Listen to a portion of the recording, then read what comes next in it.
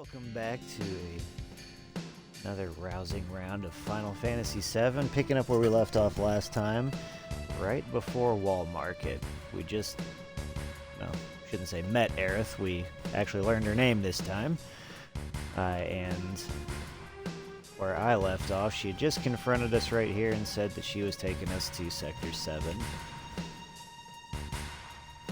So, in between the last time and this time, I have been grinding quite a bit.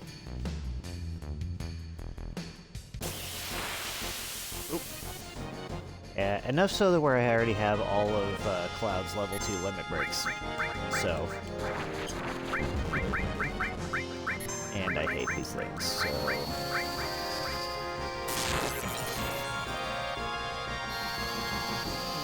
And that, my friends, I believe is called a Hell House.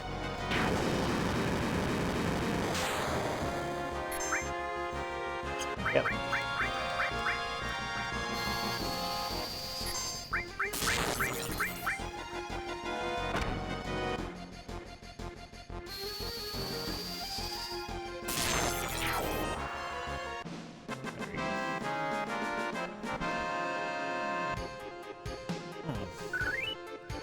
I've been fighting.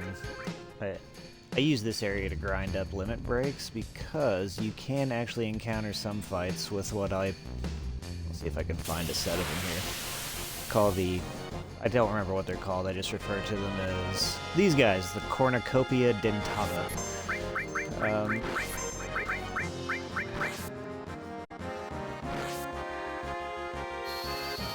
honestly, I'll just spam magic because I really won't need it here shortly anyway.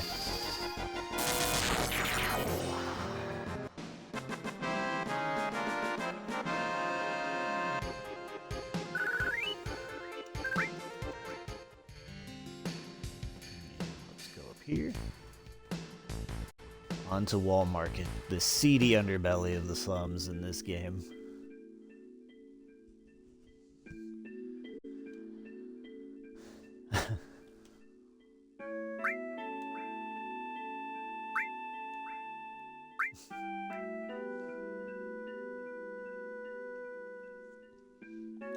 Let's see here.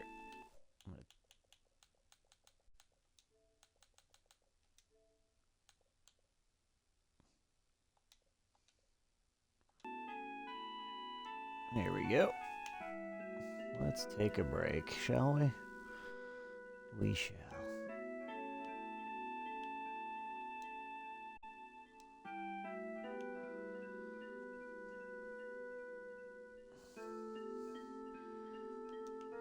You know, for being completely walled in, as you'll find out later, the slums do actually get a ton of monsters in there. So, meh.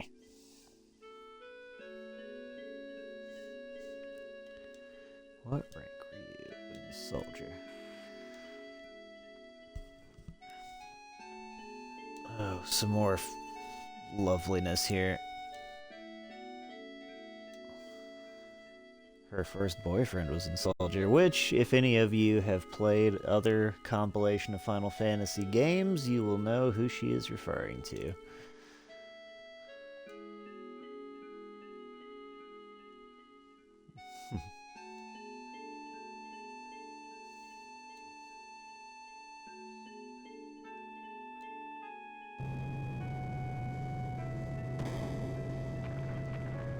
And actually the first appearance of Chocobos in this game. There will be many more. Oh no, Tifa, your face is missing.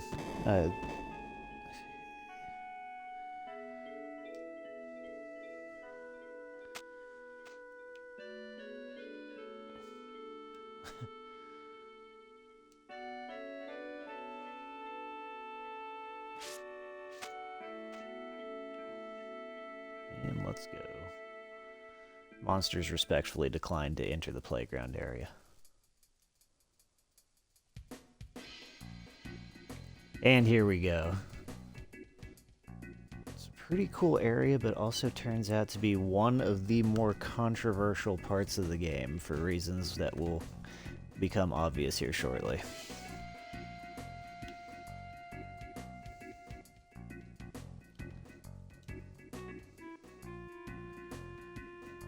The seedy underbelly.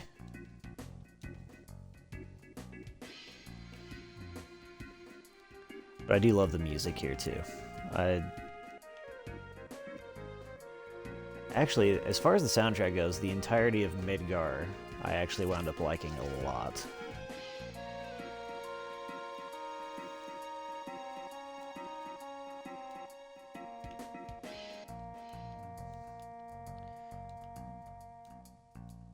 Fine. I forgot who I was supposed to talk to, honestly, to figure out.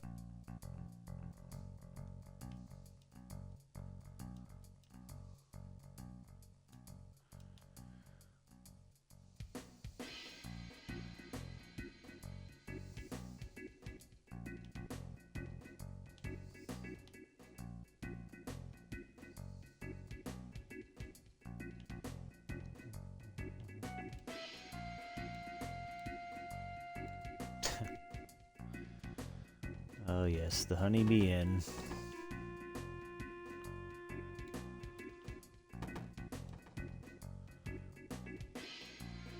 Oh, you mean year 2?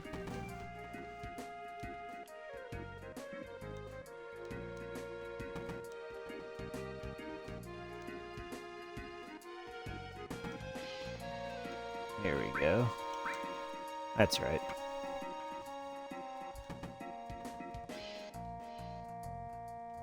Don Corneo, a famous dilettante. Yeah, that's one way to say it.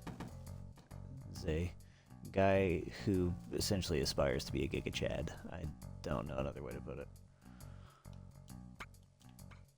Ooh. Let's start a fight in the middle of Wall Market. Probably a common occurrence, honestly.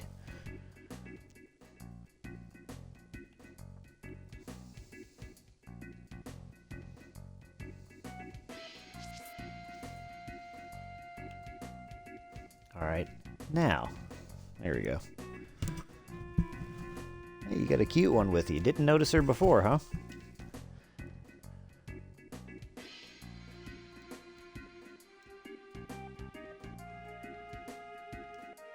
Do you know what kind of place this is?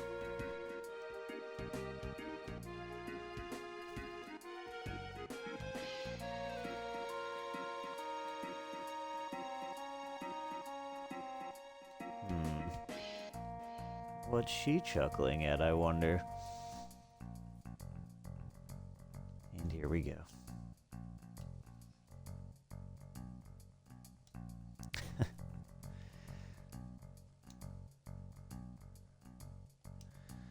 So I will say, in Final Fantasy VII Remake, this was handled a lot differently, and definitely a little more respectfully, not played for comedic effect.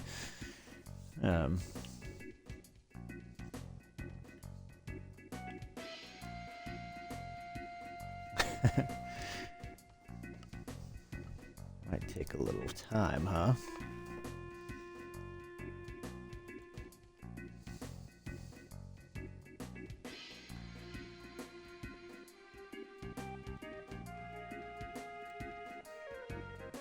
So we're going to cure her father's slump and drinking problem by getting Cloud a dress. Now, there are a few different ways you can go here. You can do the bare minimum. Just get a dress and a wig, call it quits, go to Don Corneo. However, that won't get you picked. So if you want to do more, you really got to show it off. And get all the other items. Let's see. Including getting your makeup done at the Honeybee Inn.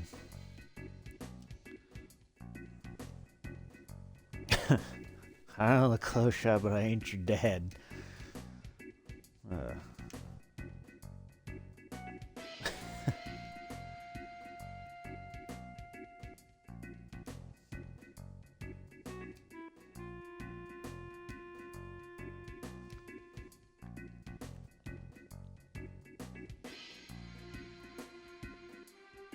And there you go.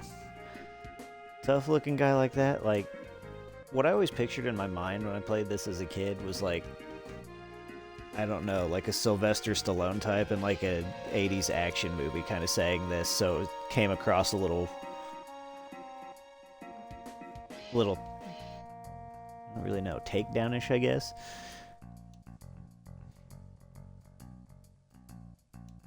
Getting bored just making regular clothes. He's still gonna make a dress.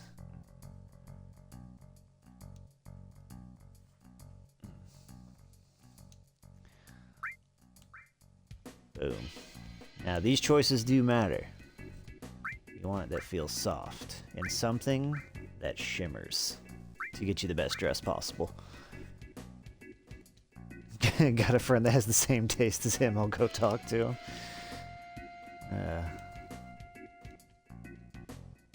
Let's let him get his inspiration back and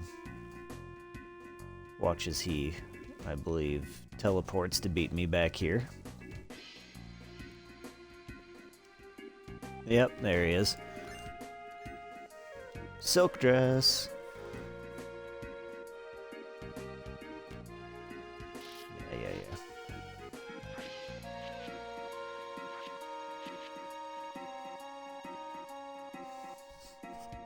I don't think it's that difficult to figure out how to put that on, though.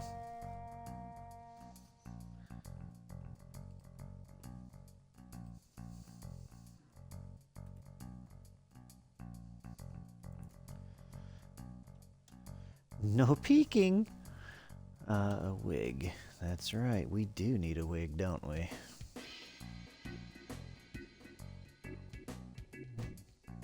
So, let's see. Talk to my friend about getting one. Again, it's weird dialogue choices. Like, you know the gym? You'll find a lot of people there like you. And honestly, you're reading it. You can put whatever inflection on it you want. But then you get that. Like you, Aerith, what did you tell him? But honestly, we get to go meet the beautiful bro, so let's go get the wig.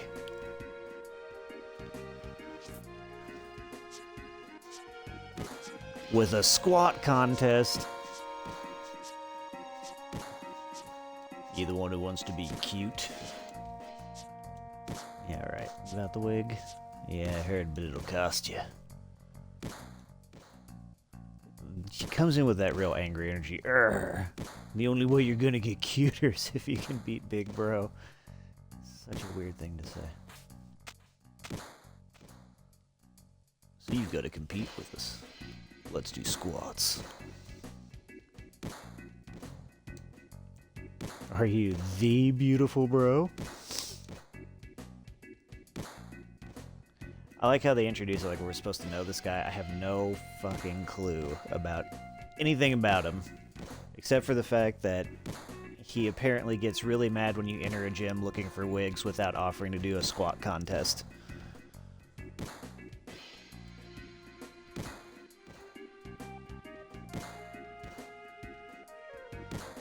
But yeah, as a character, Big Bro gets no introduction. Just, he is Big Bro. You will know who he is. XAB.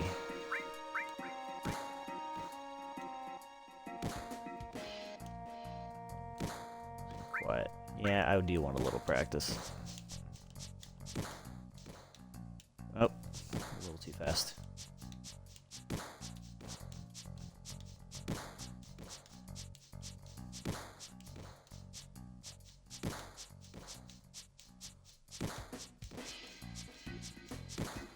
Okay.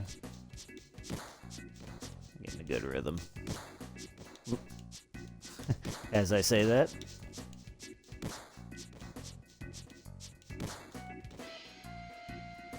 That's not great.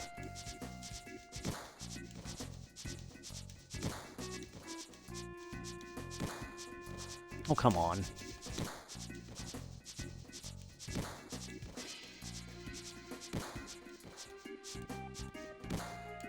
Oh, really?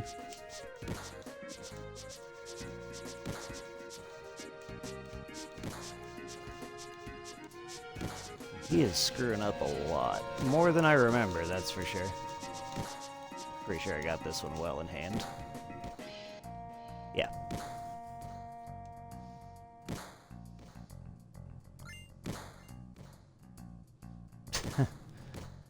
Blonde wig, there we go. Uh-oh. So mad. Before he gets freaking like super punched into a mirror. That luckily doesn't break. Don't cry just because you lost. Bro's fist of steel cut to the bone. I mean, I'm pretty sure he has a good reason to cry from getting knocked across the room with one punch, especially not expecting it coming. The fact that he's still conscious is impressive. Let's see here.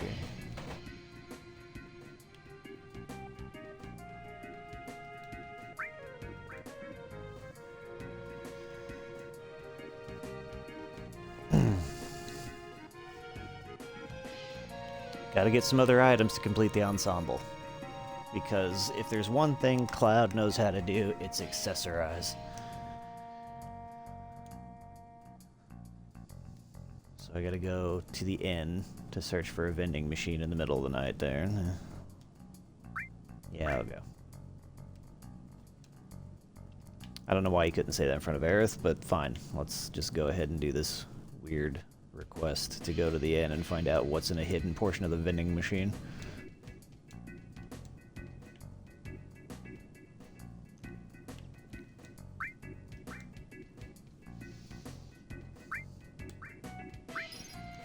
Buy the one for 200 gil.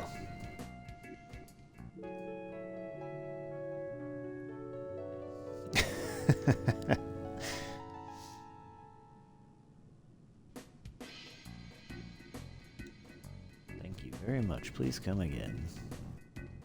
Now. Oh. I think this is the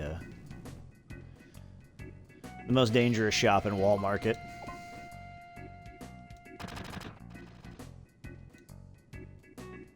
That's not broken. That's like negligently lethal. It's like broken in the Ed 209 sense.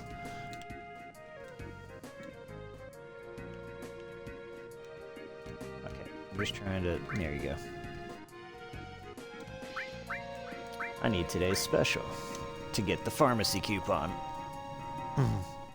That's where you pay first. Want it then?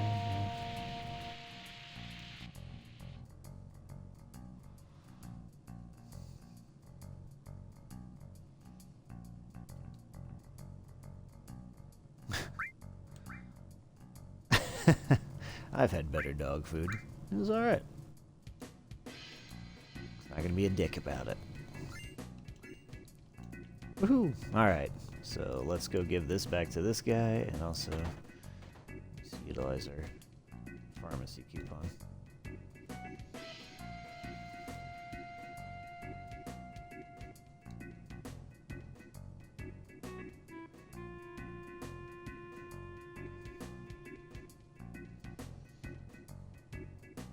Get a protein drink set out of a vending machine. It's a nice vending machine. And I've got my diamond tiara now, though. Can't remember. Is it?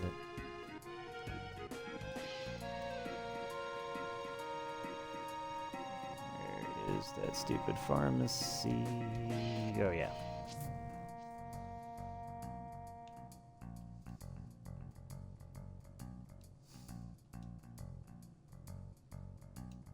So I need the digestive to be able to bust in on somebody in the bathroom and relieve their gastrointestinal distress. Also, they will give me, I think it's perfume, actually. Could be wrong on that. Let's see. Guy doing the pee-pee dance over here is the clear direction we need to go. Yep, I know. Here's your medicine. Busted in on you in the bathroom to make sure I will help you get relieved. Oh, sorry. Sexy cologne. And that is where he shall remain for the entirety of the game.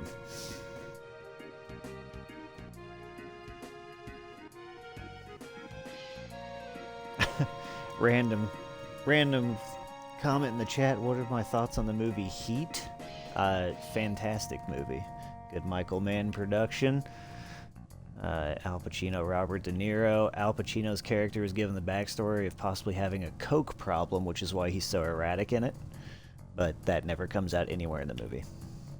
I just know somebody mentioned the Al Pacino gif there, and that's exactly where that comes from.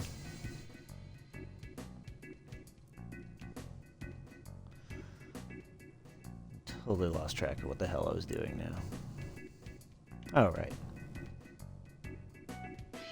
Let's get weird. Oh, wait. Nope. No. Here. Thank you. Members card to the Honeybee Inn.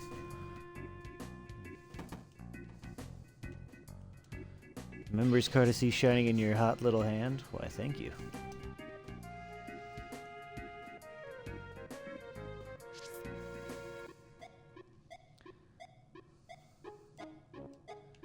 Hurry, huh?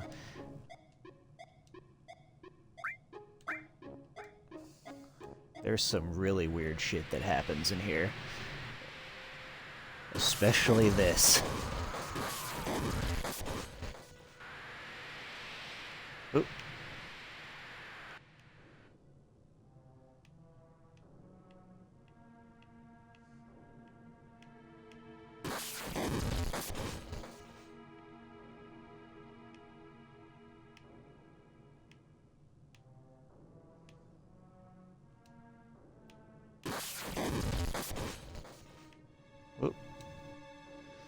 One thing I've never...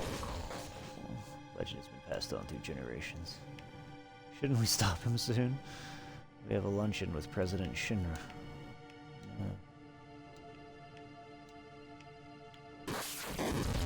Yeah.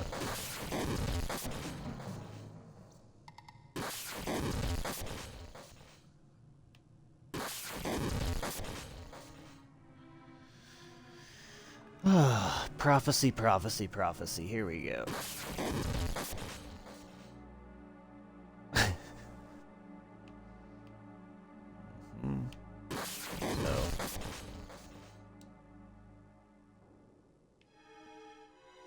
I found out about this little hobby of his. And what, so, like, what the hell is he doing in the corner?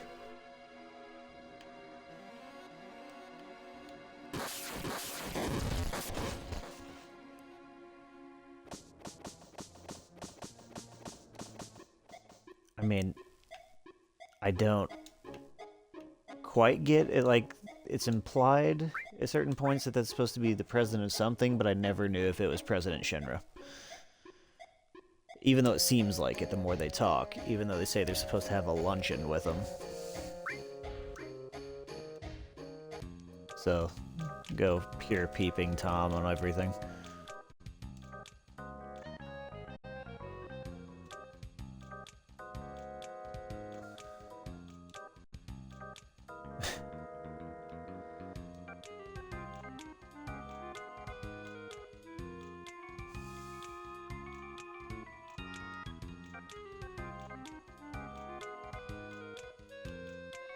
Little Kate Sith.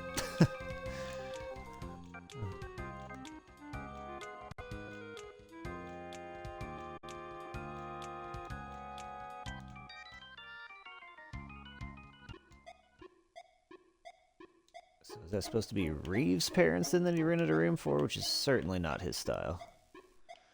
Ah. The group room.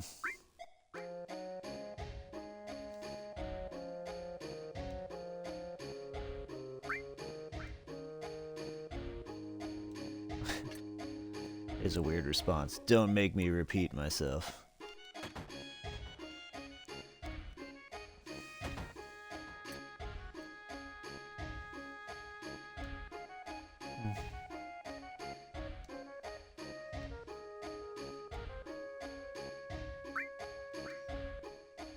I'm used to being alone.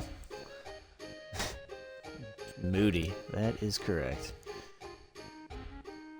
I like how he picks the group room and he's surprised that she says everyone.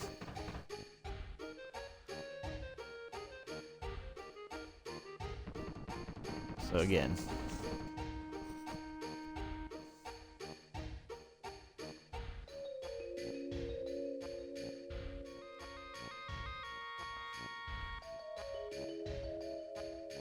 What should I do? Looks like I'm always gonna have to be facing crises all my life.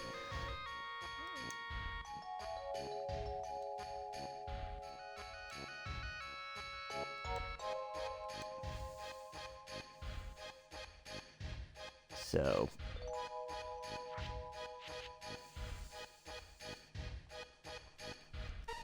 Oh...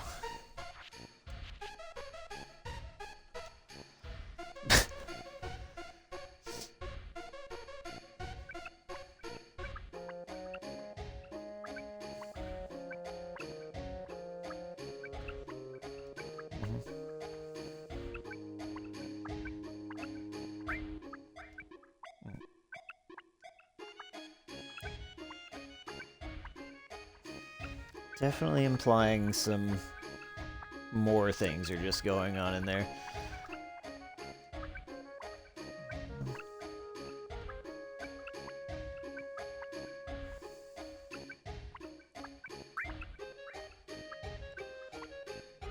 Again, young Bubby's group, little... no.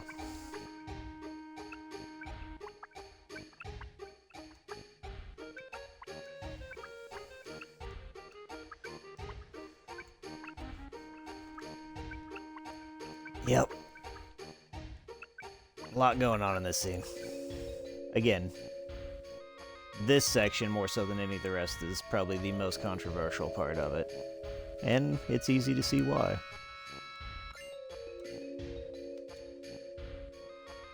But, if you want to get chosen by Corneo and not have to fight your way through his mansion, even though it's what you're trying to stop in the first place, is, you gotta get those bikini briefs, man.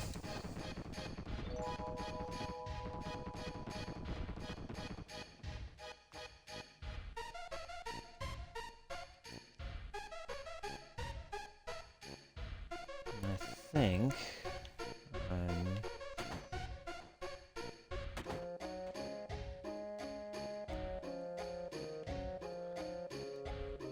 okay, yeah, I get that, but...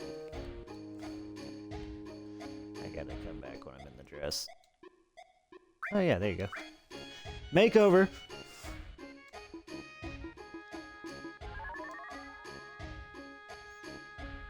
Okay. Maximum cuteness. Pretty sure that's all the items. And all of them creeping on Aerith because we all know what kind of club this is.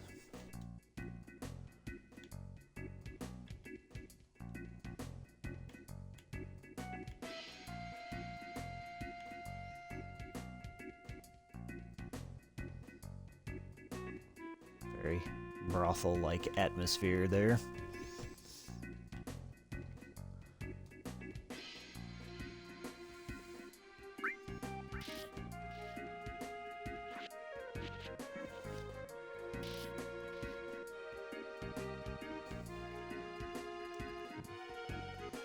Again, new business for him, which means plenty of people in the slums of Midgar are going to have access to the finest dresses and be able to look however the hell they want.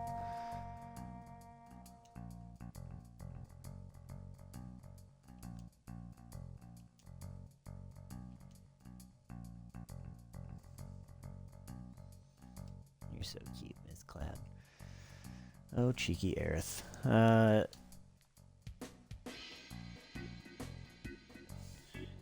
Aerith has more impeccable fashion sense than the people who are making the dresses.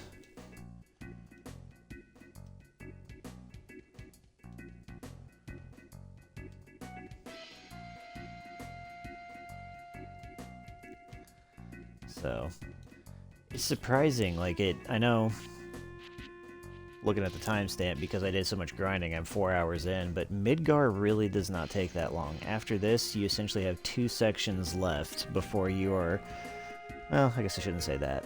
It's about 3, really. Depending on how you categorize them, I suppose. But and then you're just straight out to the world map.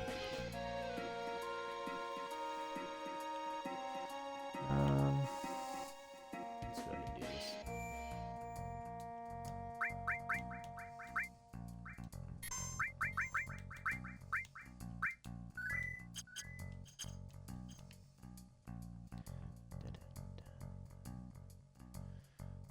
All right.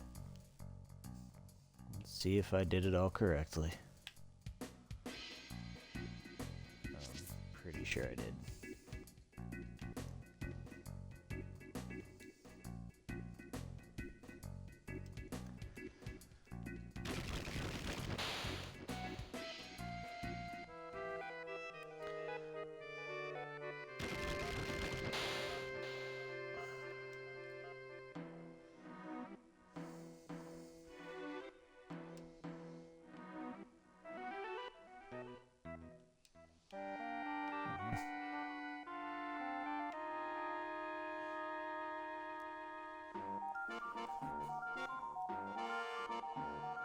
Let's do this.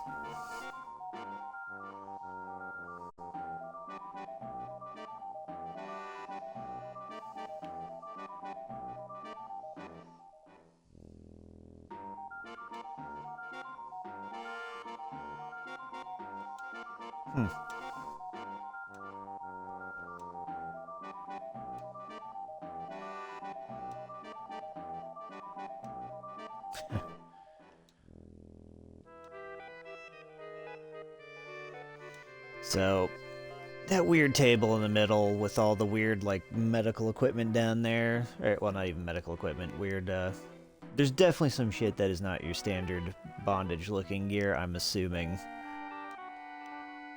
But the swords on the wall and everything, like, Corneo, like, I think he tortures people down here.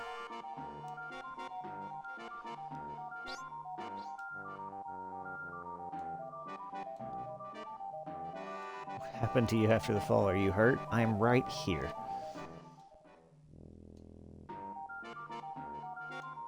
And to be fair, Corneo is the kind of person that as soon as somebody busted through his front door guns blazing, he would have ducked out and just completely fled the scene, in which case you wouldn't have gotten the information that you'll need coming up here.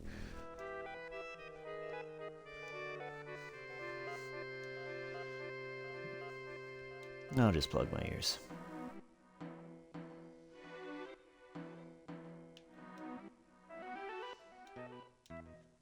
So, weird man, Barrett caught him, squeezed some info out.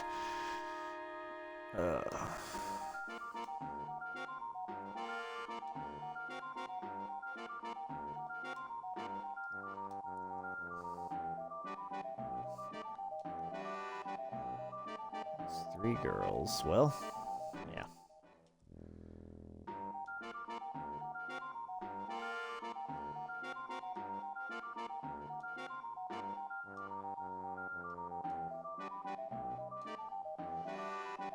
Oh, you don't want Tifa in danger. It's perfectly fine if we had Eris there. Is it alright?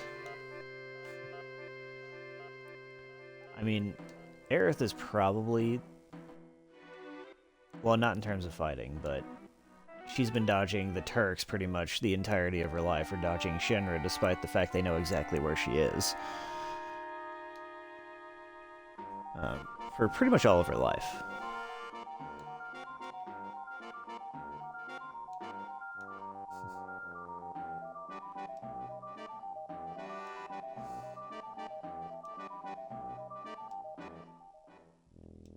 Oh, that's funny.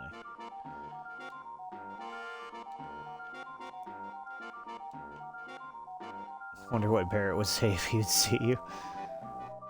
Oh, did I picked that up, right? Yeah, I did. Okay. Let's get this over with.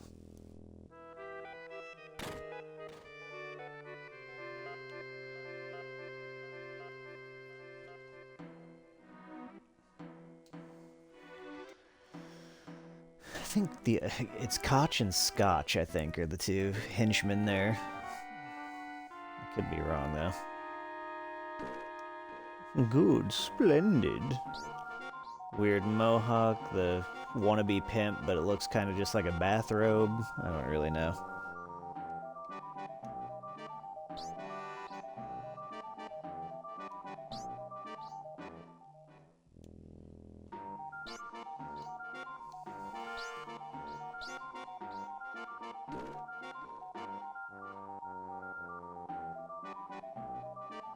Let's see here.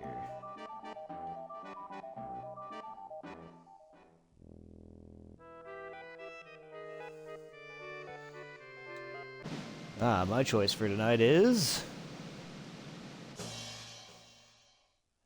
Why, thank you. Went through all that effort to be pretty, I better have been picked.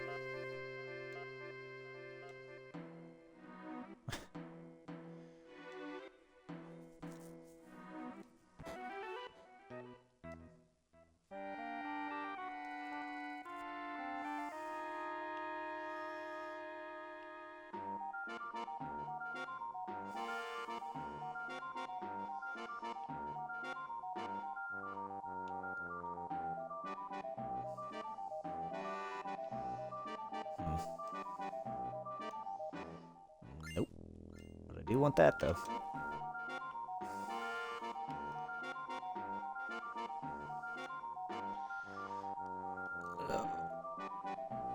Of course, you can play along as much as you like, so I'll just go ahead and play along completely here. Sure do know how to make a guy feel good.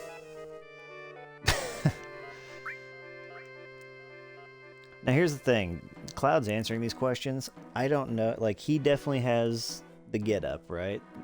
I'm assuming he is definitely putting quite the vocal performance as well to even get through those first two lines there.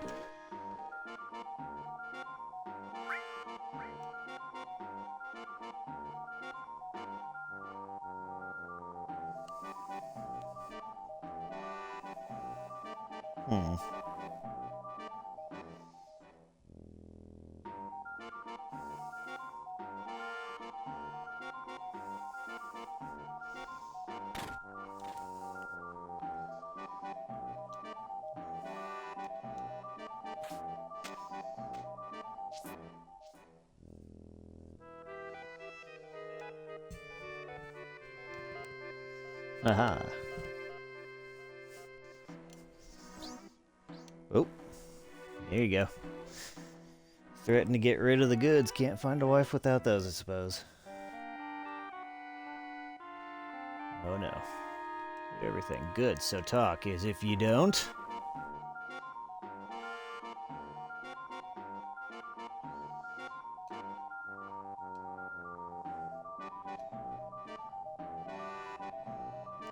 Now, I gotta admit, while the horrible mutilation they're threatening to him sounds horrendous, because it would be, right? Threatening so far to chop and to rip. However, he just said he'd be killed the other way, so I'm assuming he could survive what they would do to him.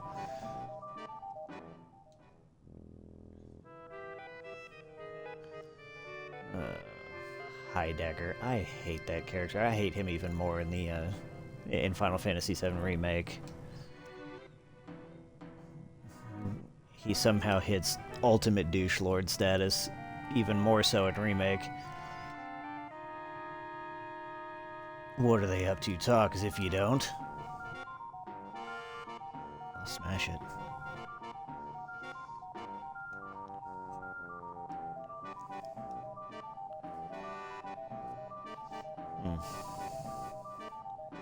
I say that's...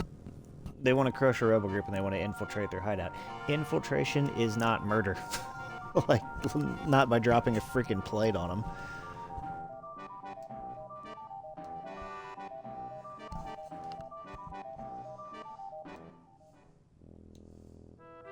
Just glad it's not here in Sector 6. He talks about that like he would just stay there.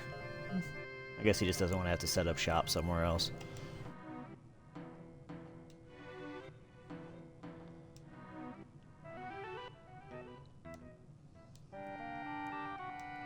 You think scum like me babbled on? It's always number 2, because I'm sure I'll win. Not that it matters. You always end up going down the chute.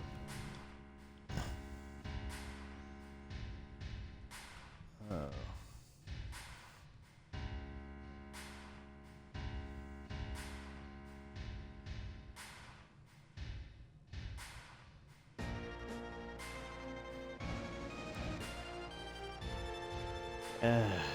That laugh too.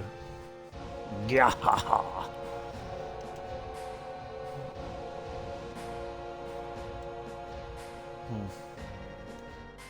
The only man in Shinra with a conscience, kind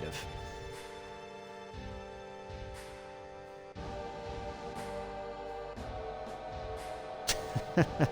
Flush your personal problems with the rest of your crap. Spoken like a true douchebag as well.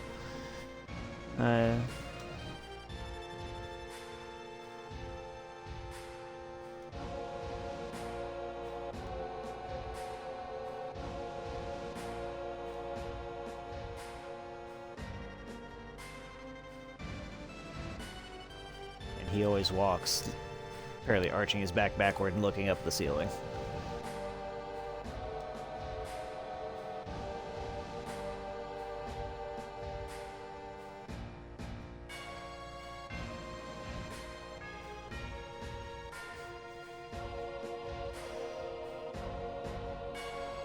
So, gonna drop the support plate, not gonna evacuate anyone out of the upper plate section of Midgar, from what I remember. Alright. I got a few things. Yeah, right. Right.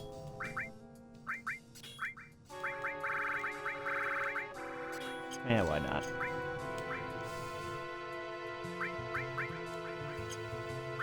Okay. Titan Bangle, we're good.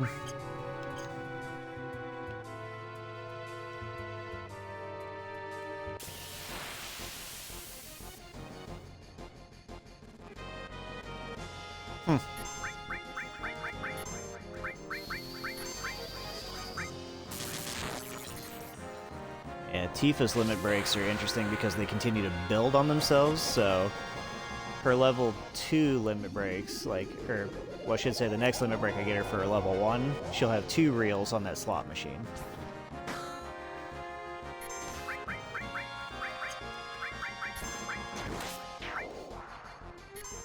So by the time you get her level 4 limit break, she has 8 reels. Or is it 7? Either way. Doesn't matter.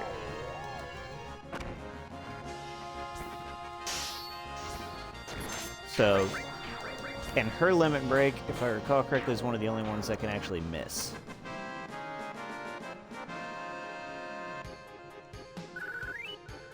You could essentially hit a miss on every single slot and have a wasted limit break. It's highly unlikely, but it's a possibility. Let's fight Raps, I believe. The second instance of the badass boss battle music. What was it? Nope, Apps. It's Raps of Wutai.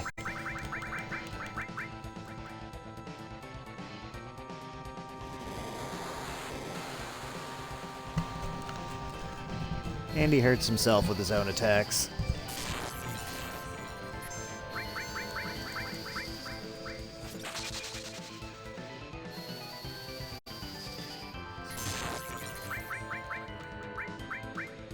Can't remember. He's fire. Fire does pretty good. I'd almost be better off with physical attacks instead of that.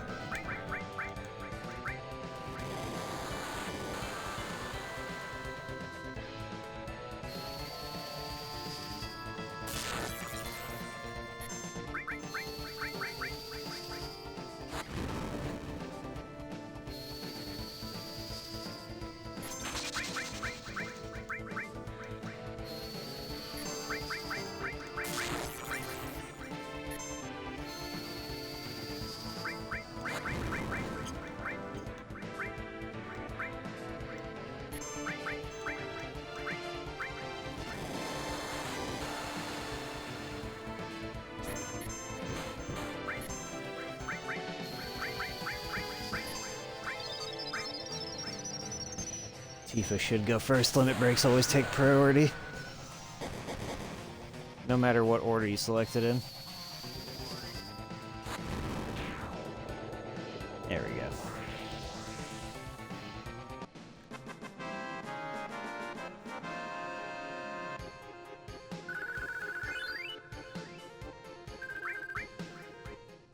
Oh, well, thank you.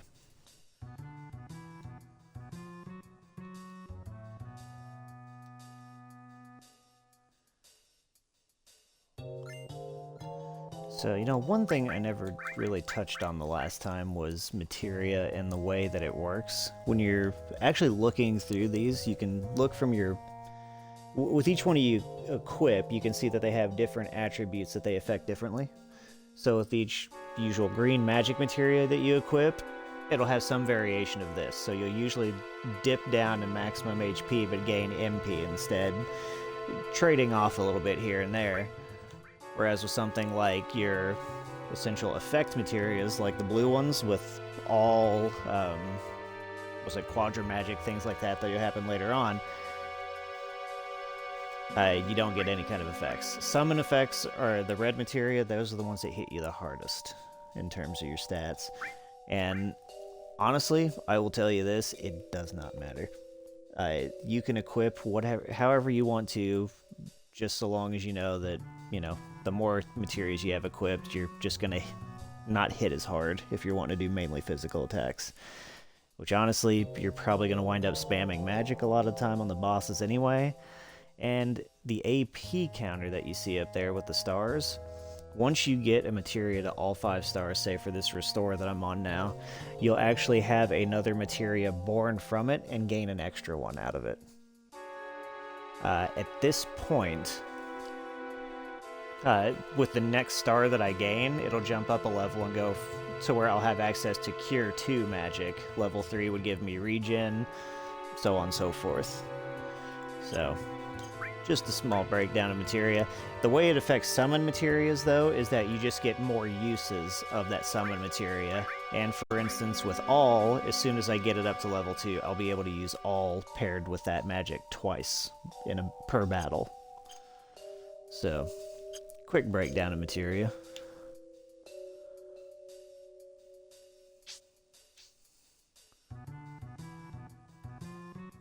I spent an entire summer when I was younger essentially setting up like a spreadsheet to try and see how I could just do different calculations to actually get my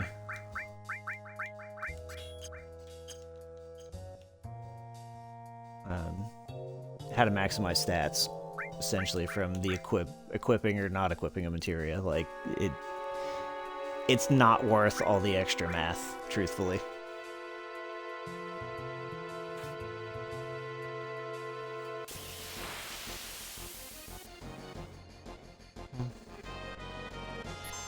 Beware the crab.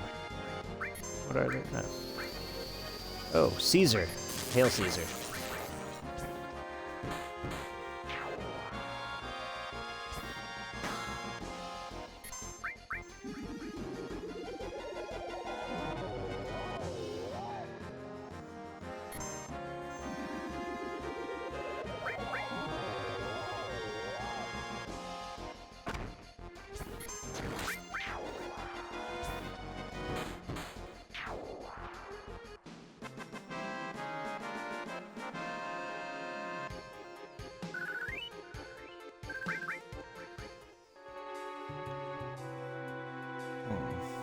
Here we go.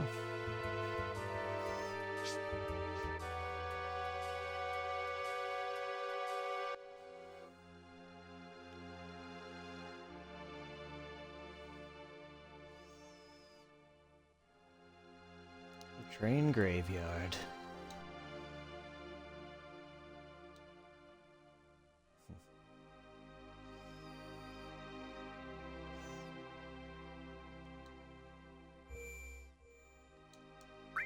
Go ahead and save, but more importantly, I want to do one thing because physical attacks are not always your friend here, depending on the type of enemy you're facing. But otherwise, there's also plenty of items to be found in these, like, barrels and other spots. along with enemies.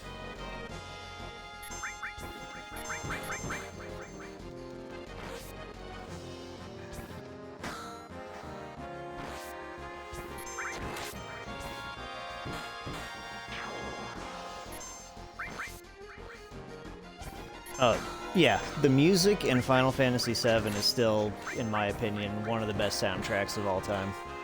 In terms of video games, at least.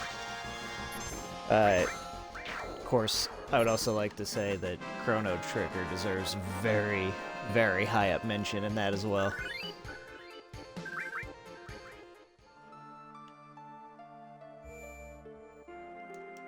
While we're showing some old school RPG love, fully recommend checking out anything from, I would really say, just the 90s in general. To me, that's still the golden age of RPGs.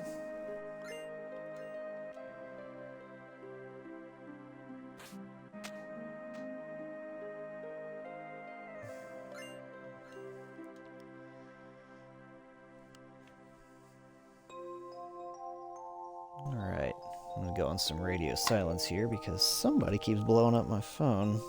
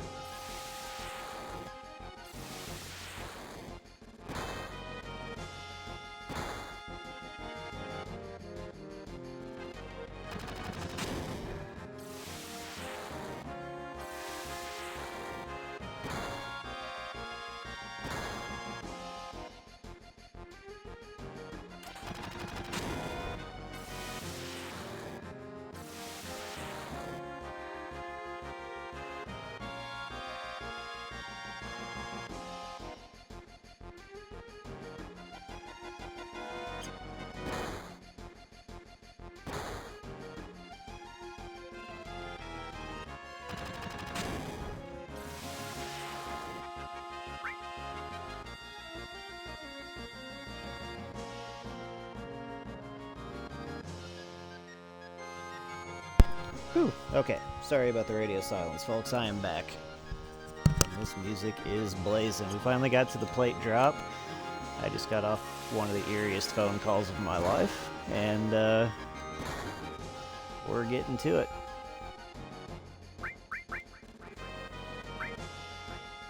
Usually when your parents call you like 6 times in a row, it's probably a good thing to try and take the phone call, and I found out she might have had an intruder in her house, the new house she just bought and hasn't fully moved into yet. This weekend, because of some things that were out of place and left on, and some things she heard while she was there, and I just stayed there by myself a day or two ago, so that was fun. They could have been there while I was.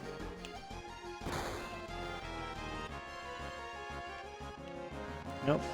There's Biggs.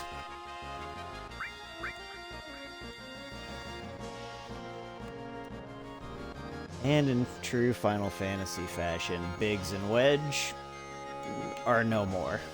A lot of times they show up, they do not have a happy ending.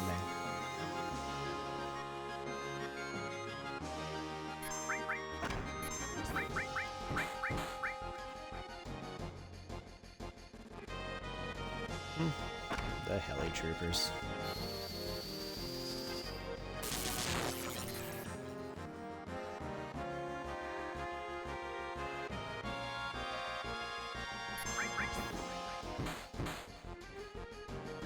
Try and save my MP for what I know is coming.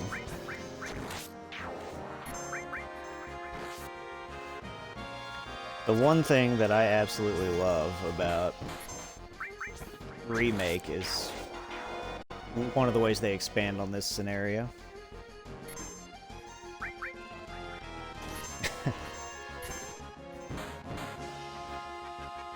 Oh, well that's interesting. Thank you for that insight. So perhaps it was a ghost at my mom's house, founded by... Apparently the town she lives in was founded by a spiritualist who conducted rituals, and it's apparently very haunted. And, of course, you had to add in mostly by meth, but also maybe a ghost. So, very true. I guess the eeriest part is that it's out in the middle of nowhere, so it already has a horror movie vibe to it.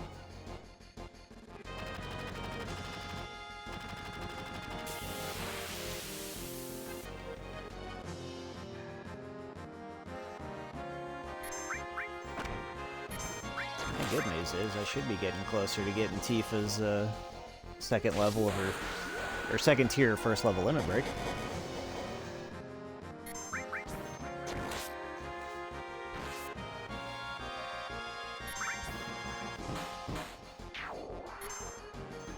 I guess I should look into... well, no, that's fine. We just gotta make it up to the top, and then I can equip everybody that I need to then.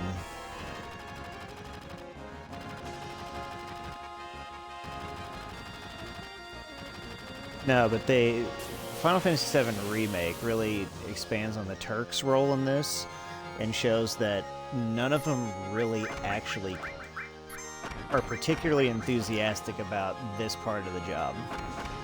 Reno in particular is like, do we really have to do this? And Sang essentially tells them, like, yeah, you have to do this, quit your belly aching, because you're basically saving the, you're taking the guilt in someone else's place. Very interesting outlook.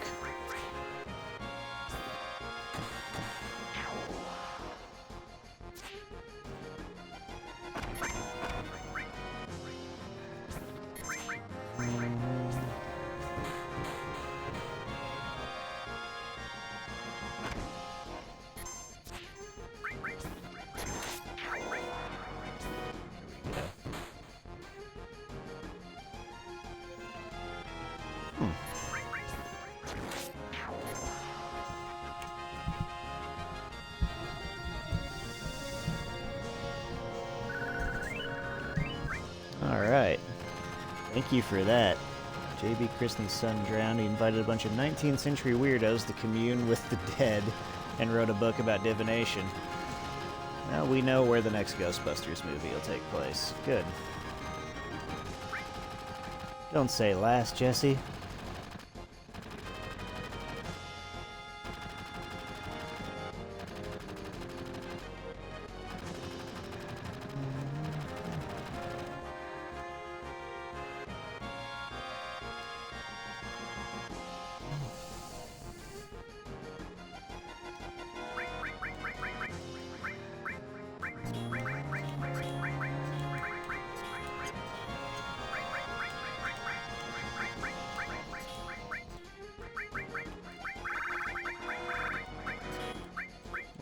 Alright.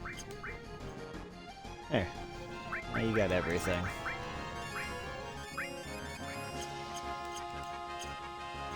Do I need all that? No. Honestly, the fight with Reno's not that damn difficult. Oh, the railway just happens to stop in each sector. It just so happens to be close to the support plate here.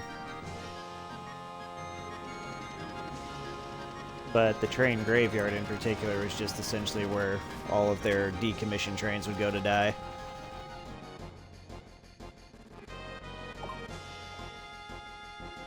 That's all, folks. Mission accomplished. Here's the best part.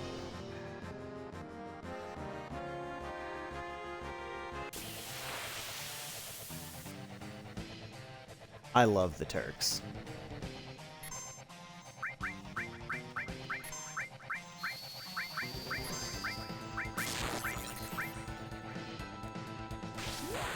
God, I didn't know I left Barrett on a limit break. That's awesome.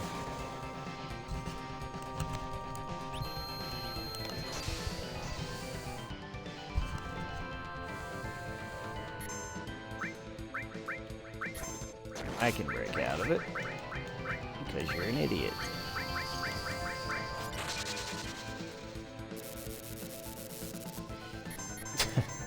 Oh yeah, idiot. There we go. Level 2 limit break time.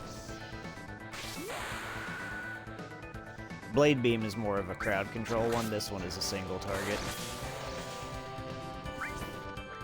But apparently, splitting him in half doesn't have a whole lot of effect.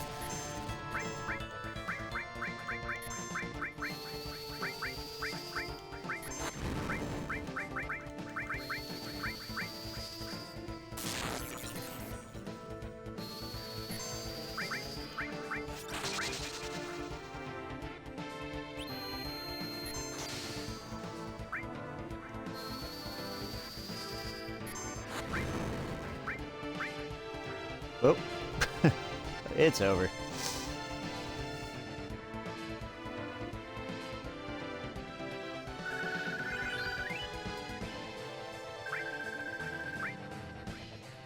Kinda don't want those boss battles to end. I love this music.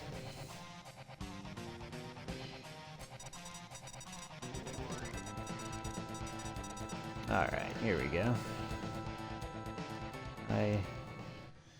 The most dastardly plan here of the Turks.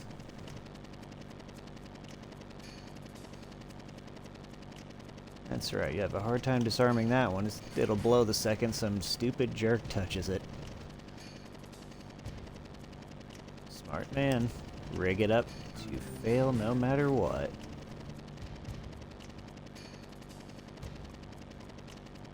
There we go.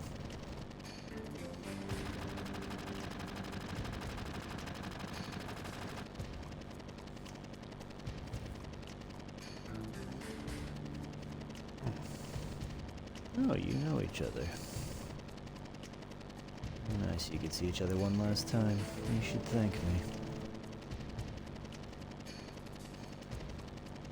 We're just gonna take her back to Shinra Tower here.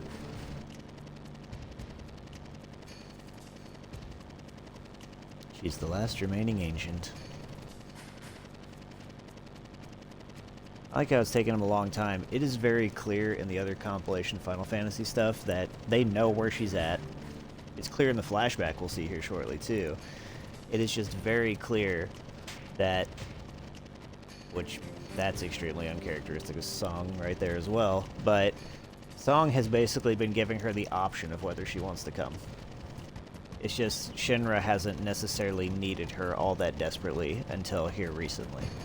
So they've just been leaving her alone, keeping her close, keeping an eye on her. And Song in particular has actually been keeping an eye on Aerith, partly for Zack.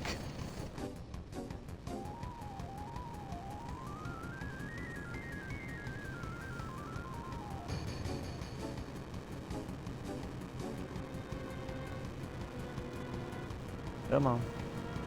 There we go.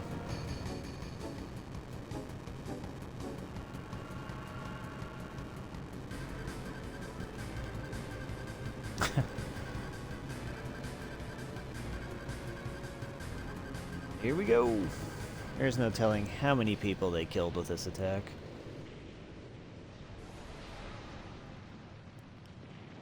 If anybody else is getting that George of the Jungle, watch out for that tree vibe from that swing too. Yeah. Yeah.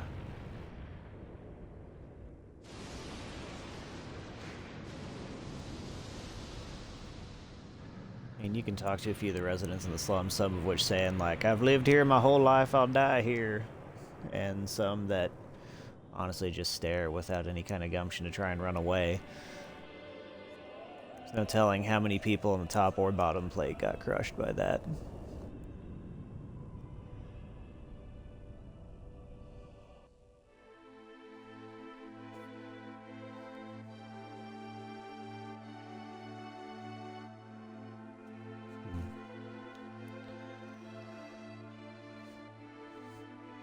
But now we take the fight to them.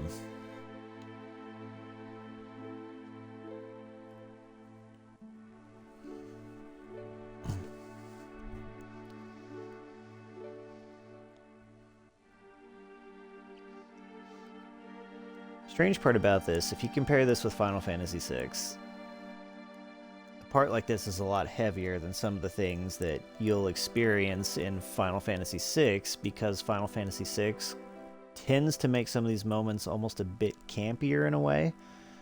But when you have a villain like Kefka who is just a psychotic clown, it's really hard to not make them campy in a certain way. And, of course, with the animation limitations of the time, they couldn't get as much into it.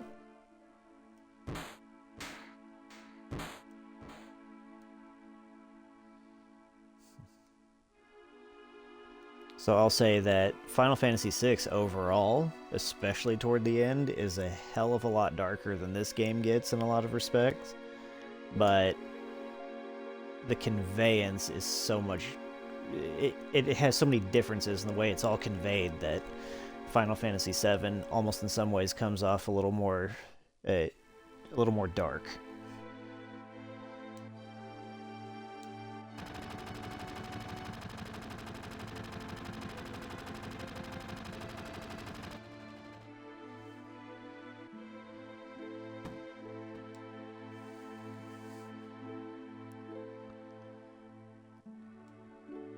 Of course, right now Barrett thinks his daughter's dead. His adopted daughter, I suppose. But daughter all the same.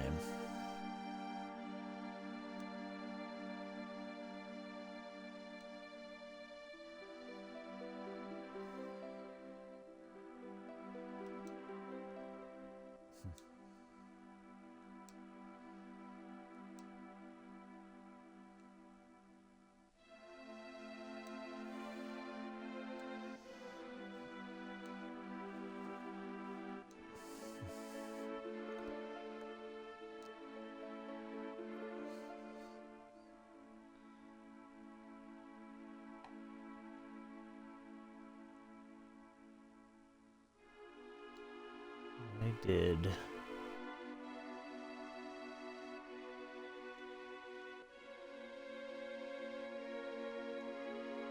That ain't it. It ain't us, it's the damn Shinra. I mean, I'd say it's definitely a disproportionate reaction, but you can't think you can go around bombing reactors without some kind of consequence.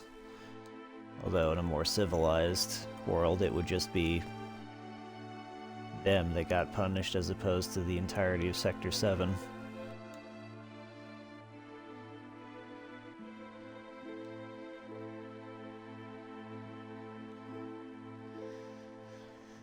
That's the weird part about this game too, is like the eco-terrorists are right. Shinra is killing the planet by essentially harvesting soul power to keep your lights on.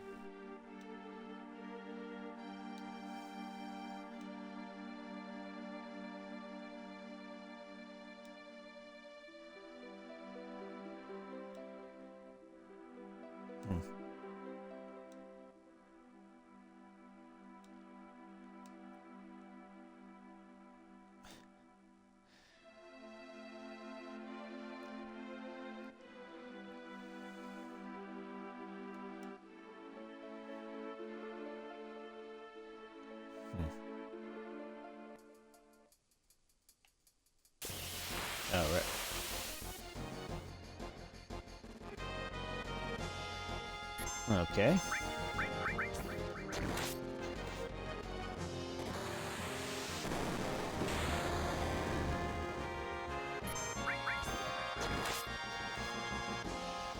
Never run from a fight. Oh my god. Boy, that's a vicious comment there in the chat. Maybe the truth is in the middle, sandwiched between the plate and the ground. Oh my god. But yeah, probably.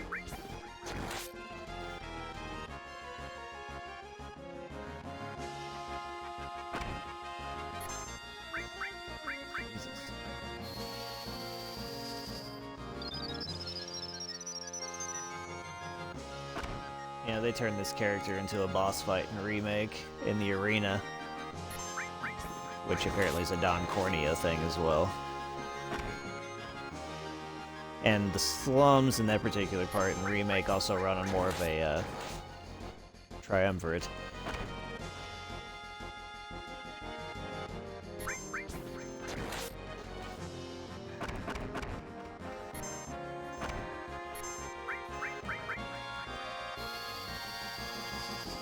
Die with this next attack, but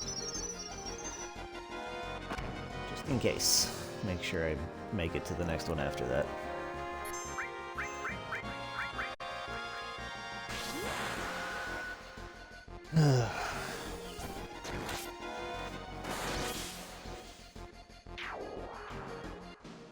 Those things have about 400 to 450 health total. Now, the one that I really hope I don't run into are these stupid cornucopia with teeth-looking things by myself, because they attack swiftly and they do not let up, sometimes getting 2 attacks in a row, so that would have left Cloud to have suffered 8 attacks in a row if there was a group of 4. What's that? I need to know about the ancients.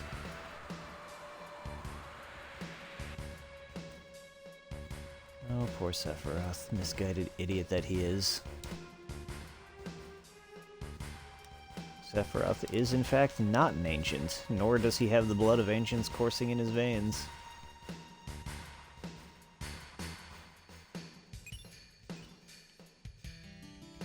Oh, sense. Never mind.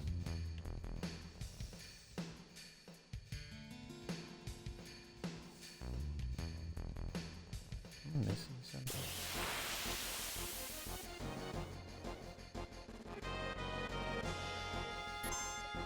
Here they are again.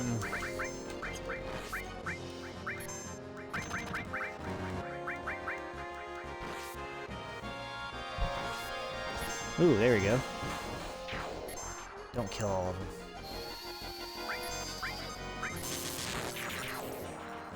Yeah, okay, you killed all of them. Alright.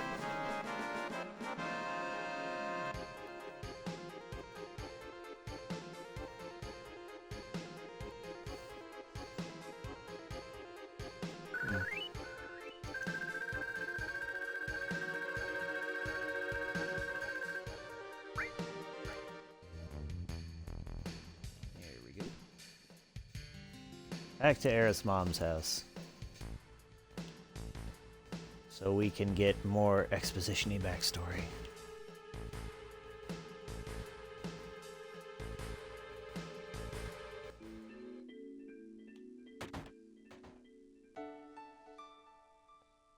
With Aerith's theme playing, still one of the best character themes in all of gaming as well.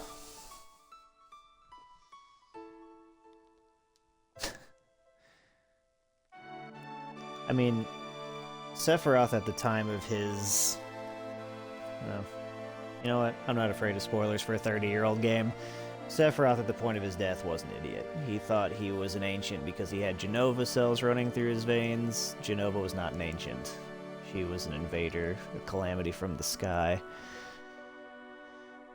In fact, if it weren't for Sephiroth, or if it weren't for Genova cells running through his veins, Sephiroth wouldn't even be able to come back after his death.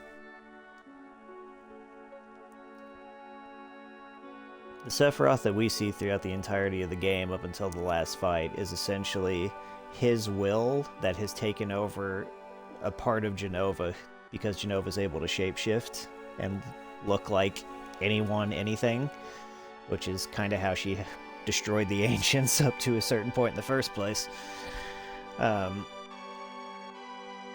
But it's been confirmed with the developers over the years that Sephiroth was actually the one in control and turned Jenova into a puppet for his own use.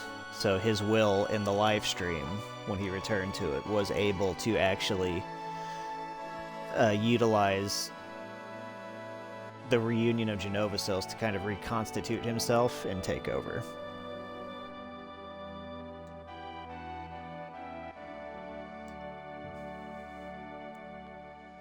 It's been 15 years ago, during the war with Wutai.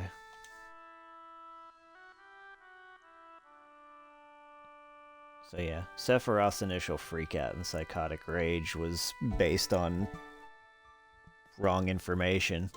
His dad is Hojo of Shinra. His mother is Lucretia, also a Shinra scientist. He was an experiment from the time he was conceived. His anger's heavily justified, just misguided in what he thinks is the cause.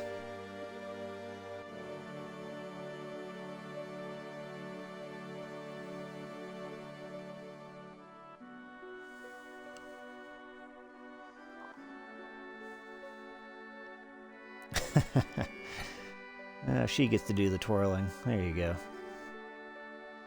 I like that little Jesse and Biggs that you get to see walk away to during this part for a little bit.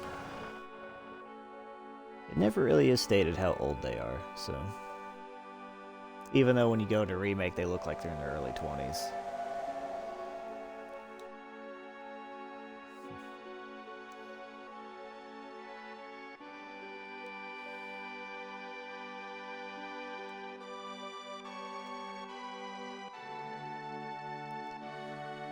However, my favorite part about the reason they want Aerith is that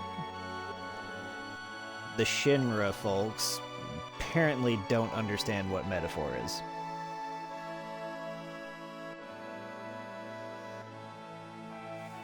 In fact, the war wasn't even over at this point, because again, it didn't end until 5 years before the start of Final Fantasy VII, because Zack, Aerith's first boyfriend, actually participated in the finale of the war with Wutai.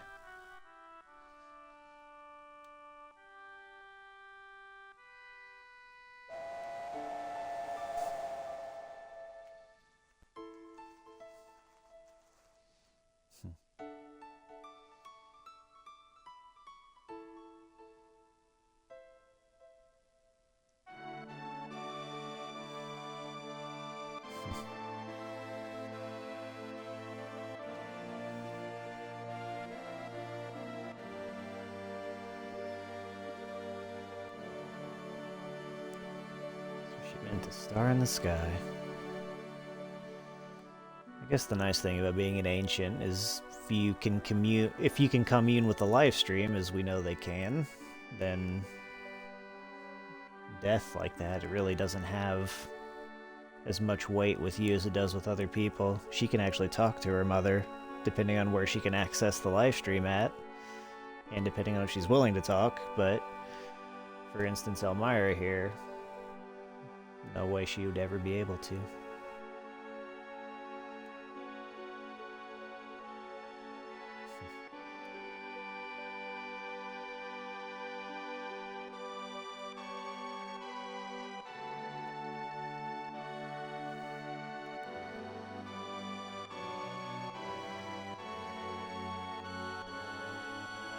And that was it.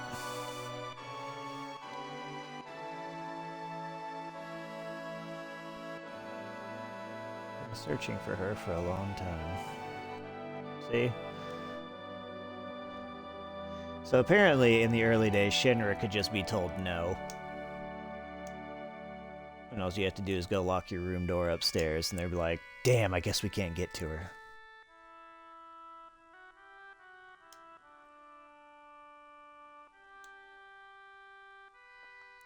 So, the reason why Shinra wants Aerith's cooperation is because the ancients always spoke of finding a promised land, which was always at the end of their journey.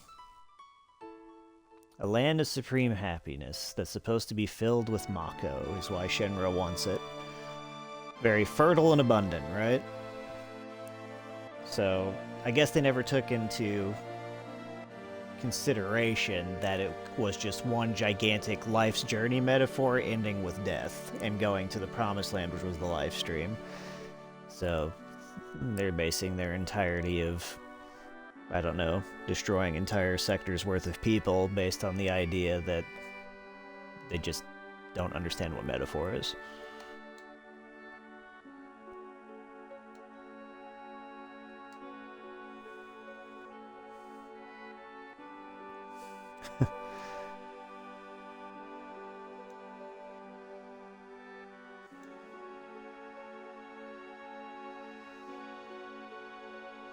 And really, one of the most interesting things about this game is, like, Sephiroth is the main villain, but Hojo of Shinra is the one who sets every single one of these events in motion. And in a purely mad scientist way. The only thing he cares about is to see whether his hypotheses are correct.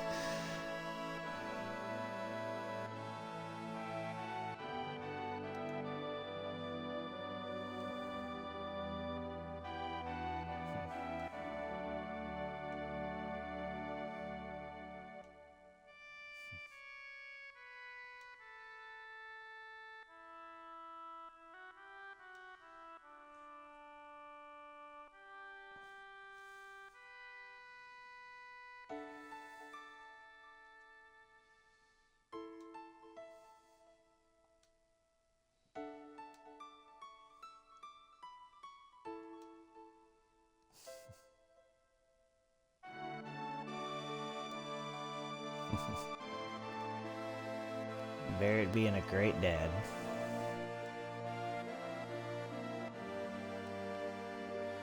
Fighting for his daughter's future.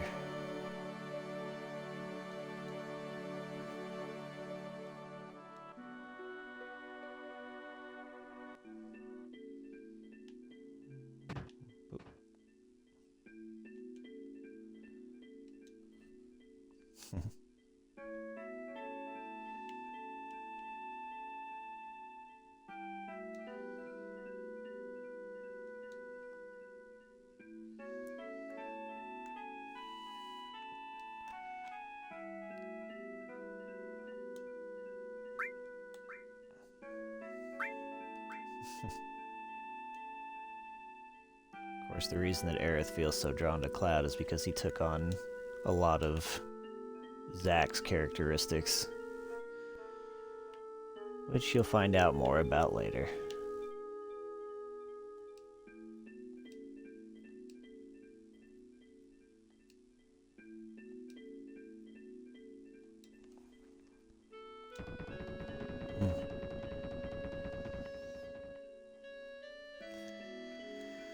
I kind of hope in the final portion of remake, since part 3 has yet to come out, that they touch on the...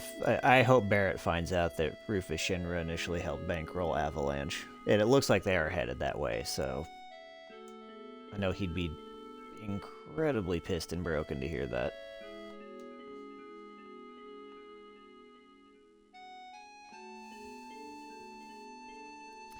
So, where to go from here? We know we have to go up to the plate, right?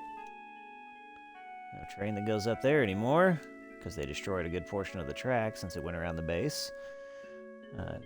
Wall Market. To where, put it in Barrett's words, we are looking for the golden, shiny wire of hope. I already equipped you with that. Yeah, I did. Okay.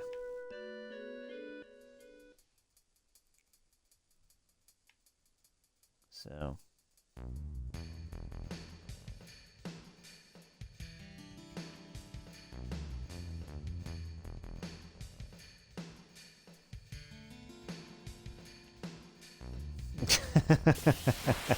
Indeed. Wait a minute. Bees fly. We'll just take some from the honeybee inn and see if those wings are practical. I want to use your lemon break. And then wipe out these scrubs. Alright.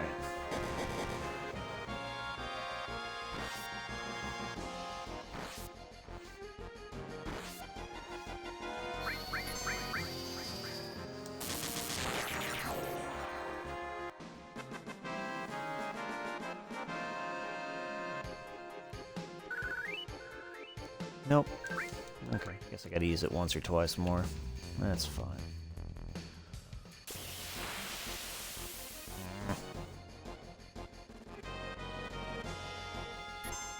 Doom House! I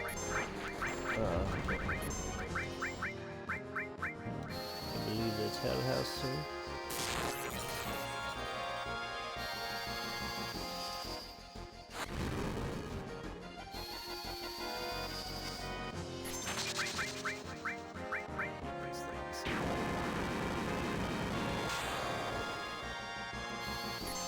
They're not particularly difficult, they're just annoying.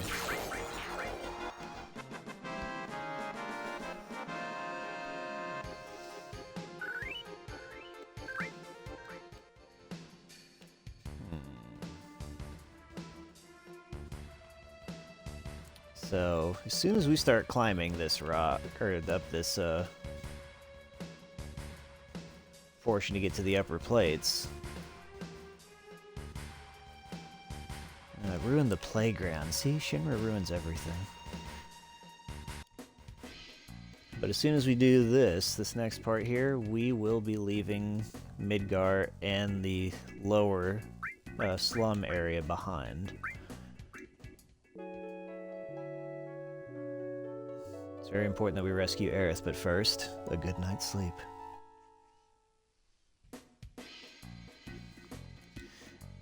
See, that was my first idea. We get on the swing set in the playground. See how much momentum we can get. And right around the time the chain's getting ready to wrap around it and start, you know, swallowing it up there. That's when we try to see how much momentum we can get to fling it up there.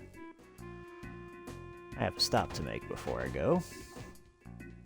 To the gun shop. Because should have done this the first time. Oh, whoops. I got enough cash, doesn't matter. Okay, you. I need your batteries.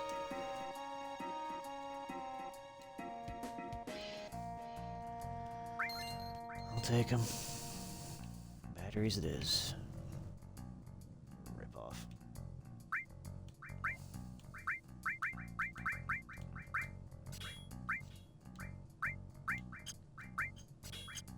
Fine, you get all the junk. Oh, whoops, I meant that. Mithril armlet. Oh, whoop, yeah.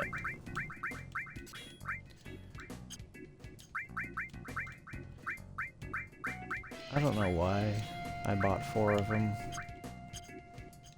Doesn't matter, though. Again, got enough cash, who cares? Let's do it.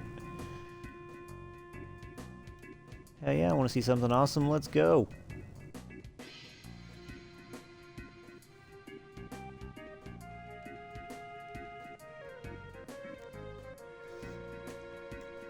Can we climb it? Yes, we can. It leads to the upper world. You know how far it goes up? There is a way. Look, what's that look like? Here it is. See, Cloud has no imagination. Barrett's gonna set him straight. Golden shiny wire of hope.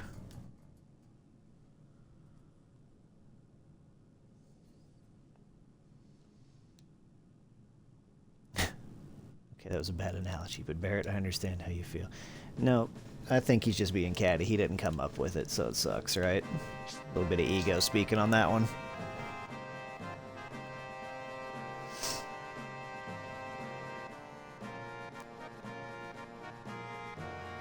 Which, lots of good graffiti on there. They really took their time.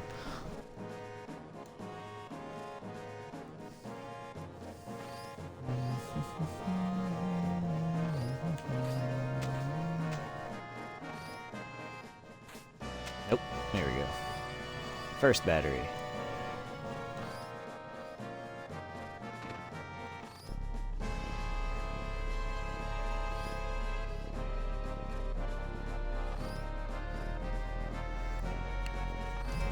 Gotta trust the shopkeeper. The shopkeeper knew that this fan would turn just enough to give you a bridge over to the other part.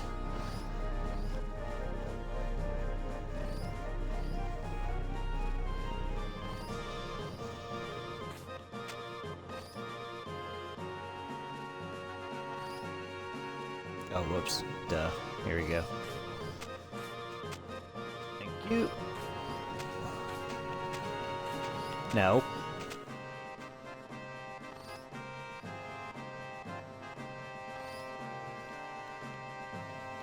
Nope. Really?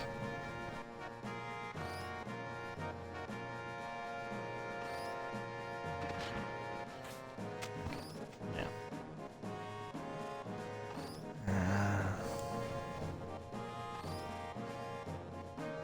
Oh. Okay. I was supposed to go out there. I thought there was... Oh, great.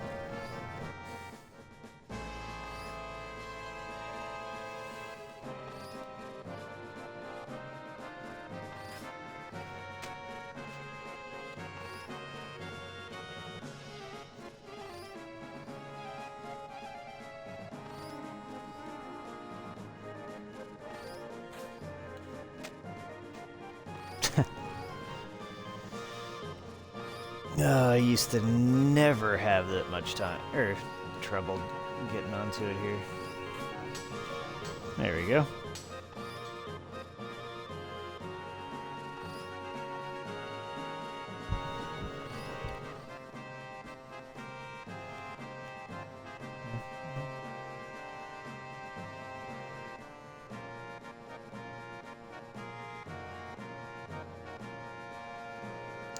Go.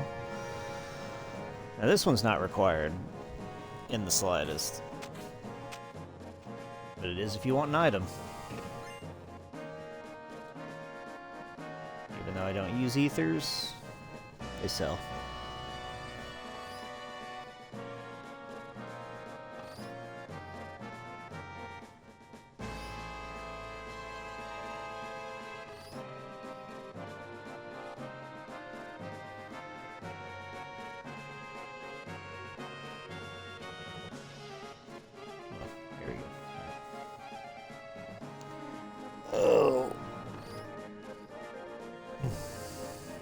Best part is I don't even know why I got it, because they sell. I don't... There's never really a scenario in which you are going to be caught at a moment where you need money and can't get it. Once you get out of Midgar, at least. And in all honesty, I'm not really looking to use the shops in Shinra HQ, so...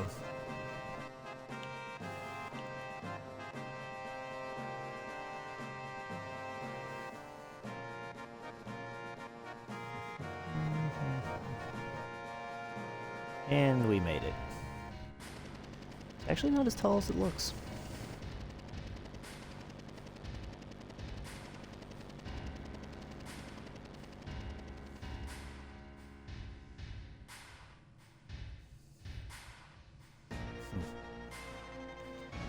Oh, Shinra.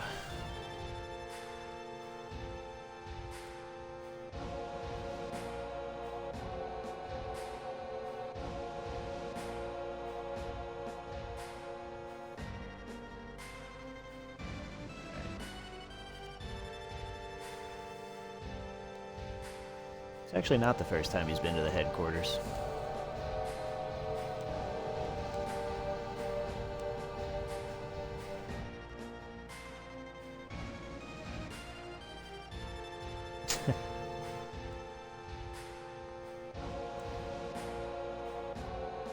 Now, it's always worth it to do the sneak in quietly part, because there's a few items you can pick up on the stairwell as opposed to just starting a fight. And honestly, some of Barrett's bitching is fun to listen to as you climb the stairs.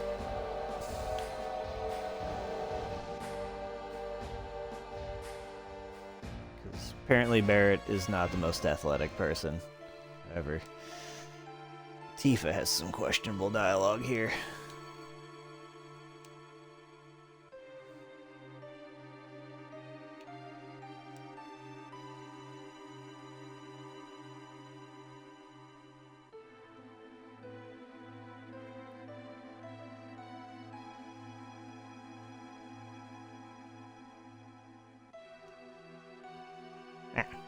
Stuck. There we go.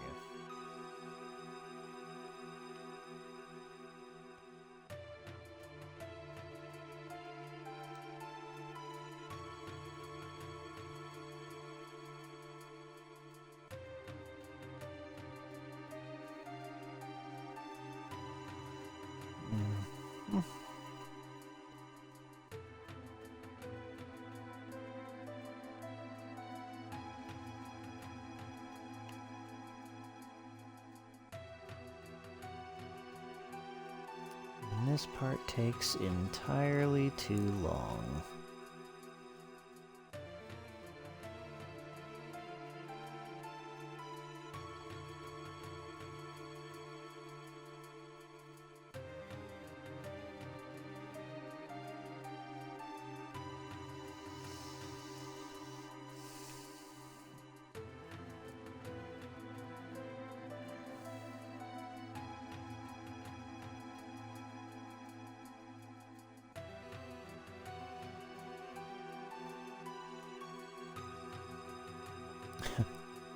Endless stairways. Right, couldn't be that.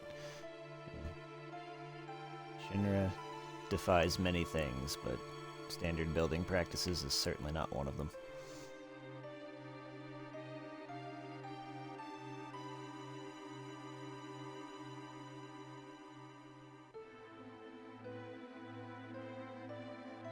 Or also building practices in defiance of, you know, physics and whatnot. No such thing as an endless stairway. They haven't even mastered space travel, although they have definitely considered it. See, an elixir. Worth it! Although, surprisingly enough, elixirs actually don't sell. Not worth that much. I'm thinking correctly. I like that. I'm going back down. Alright, take just as long. But maybe his plan was to roll down the stairs.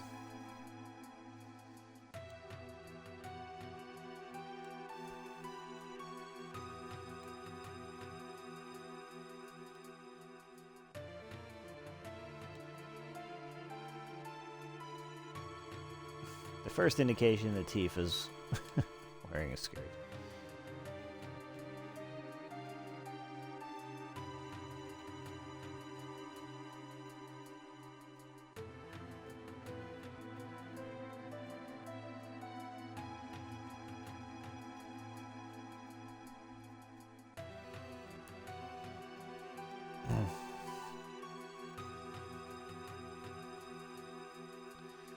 Oh, Shinra, yes. They're no good because they build tall buildings and have proper fire escapes.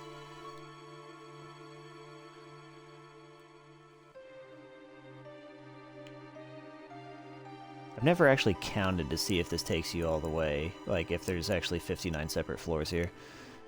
And then you get a little bit of a Red Fox impression there. Daddy wanted to see you one last time. That reference might be a bit too old for almost anybody who views this.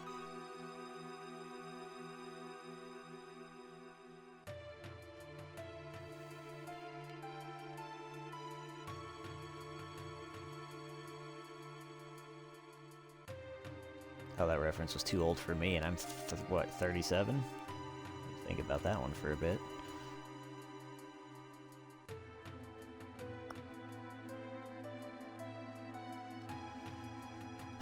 Never want to see any more stairs the rest of my life. I feel the same way.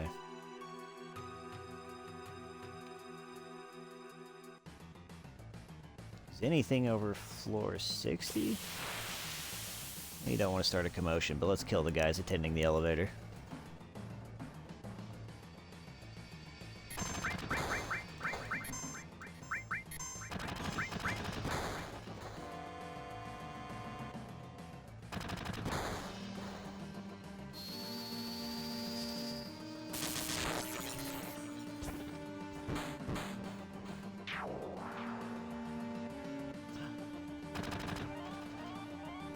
Damn nesting doll troopers.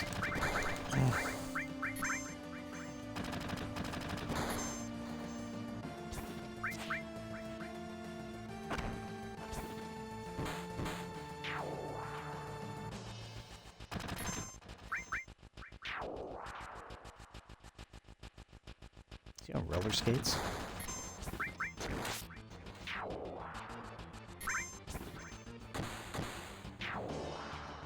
Nice hit. This is the one that my wife says always sounds like the Pirates of the Caribbean theme.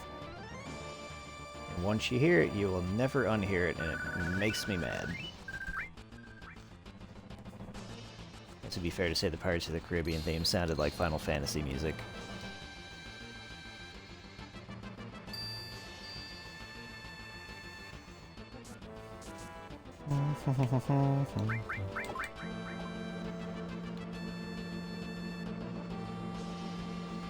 It's an awful long elevator ride for one floor.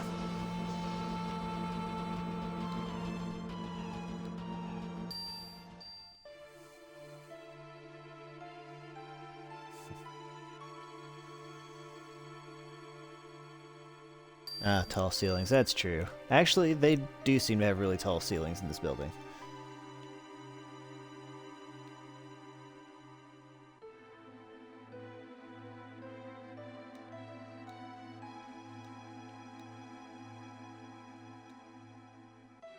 Okay. Just not gonna tell anybody then, you're just gonna send me on my way. Which is fine by me. Now...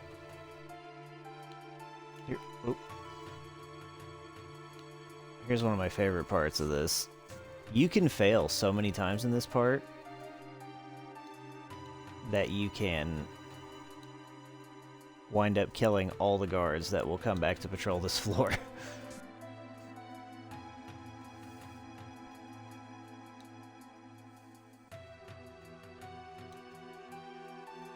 And it's the second set that are the harder ones to get past.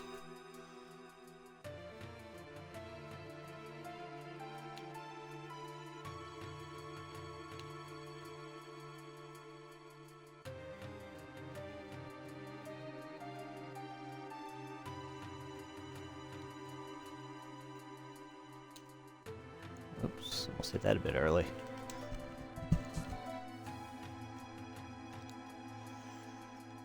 Oh, yeah. Talk about finding out. Okay. There we go.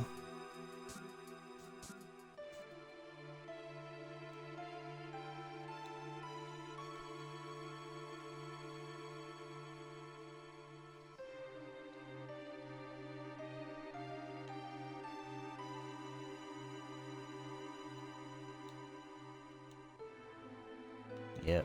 Can't access floors above the 60th without a key card. There's another.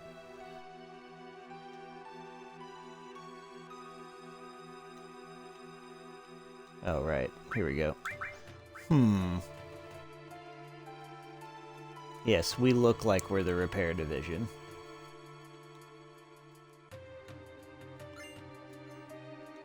Idiot. Thank goodness he is an idiot, though.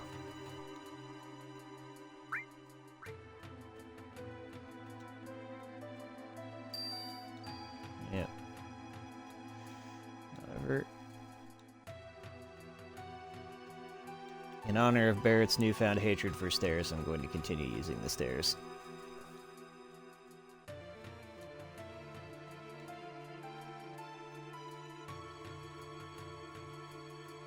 And what the hell do they do on floors 1 through 59? That they really don't need to have that kind of security. Oh, they built all these floors because Hojo insisted on being on floor 69? I could see that out of him, honestly. Good question in the chat there. What is my longest stretch ever playing this game? I mean, I said I've pretty much played it once a year, at the very least, since it came out. One time I did about... I did 4 playthroughs in 1 year one time. Can't remember why. I mean, honestly, it's a great game. Doesn't matter why. There's a fun one. Mayor Domino's in his office. Deputy Mayor, I need a key card. He has a key card. The Mayor of Midgar is basically a figurehead and does nothing. Only real job is watching over Shinra's documents. When I get upstairs, I'll tell you what. If you can guess the password, I'll give you my key card. Ugh. First try, I'll throw in a special item. Now, apparently deputy mayors don't get paid well. Got way too much time on his hands. Can't really blame him. It's controlled by pressing. You want to know how to help? Yes, I would like help. So here's a hint for 500 gil. Oh, I mean hours in a row? Oh my god. That's a good question. I've probably done... probably 10 to 12, yeah. I'm pretty sure at one point I did the entirety of one of the discs in a day. And I just can't remember how long that took. I'll go ahead and buy the hints. Granted, I don't need to because there's 4 different research libraries. Each one of them will have some kind of book that doesn't belong with the rest of them. And if you pay attention to the number on the particular shelf where it sits at, you count that many letters, or count that many letters in, you find out which letters don't belong.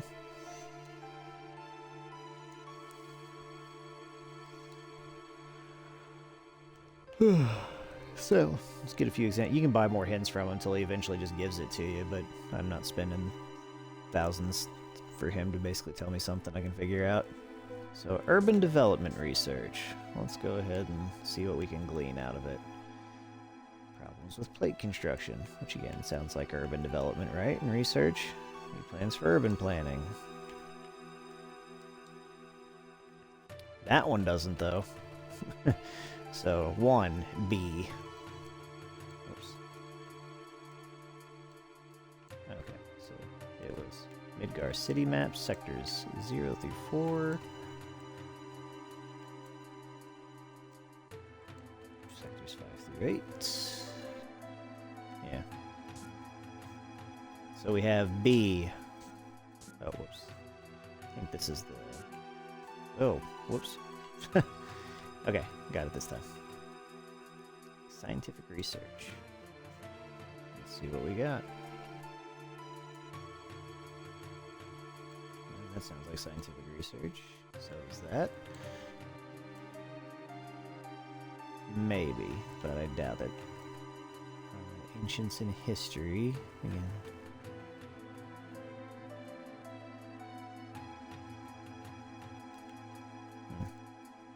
Reactor construction chart. Oh, definitely that one then.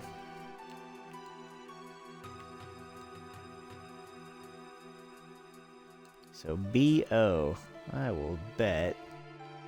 I think the password can change each time, although I believe it's bomb, if this is to be the case. Space development research. Good. Let's do this one.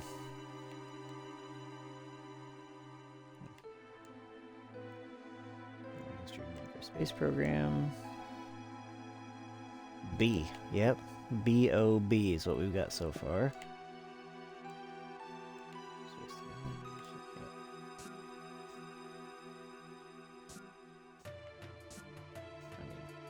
Hold on here. Peace preservation and weapon development research. Scarlet and Heidegger suck. Okay.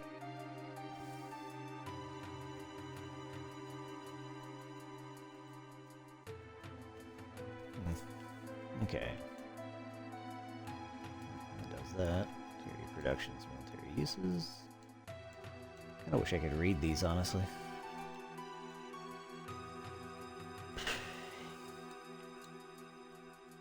There it is.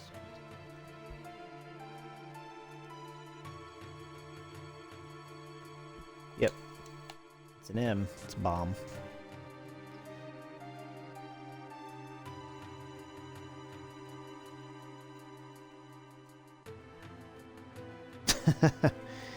Wow, there is a lot packed into that comment. Oh. taking money from the poor and them not fighting back is peace. Them fighting back is war. War is bad, so the poor should be ashamed.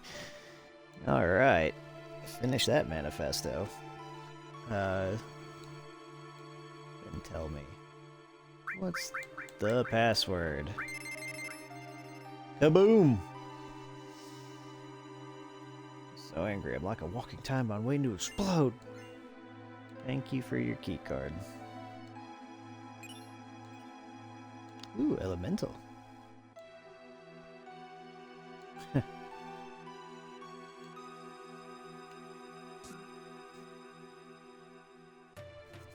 Like he knows what I'm there to do somehow. Which again, Remake expands on that because he's actually supporting Avalanche and really helps you out. Oh god, I never remember. What floor is this? 63? Oh, let's see if I remember how to do this.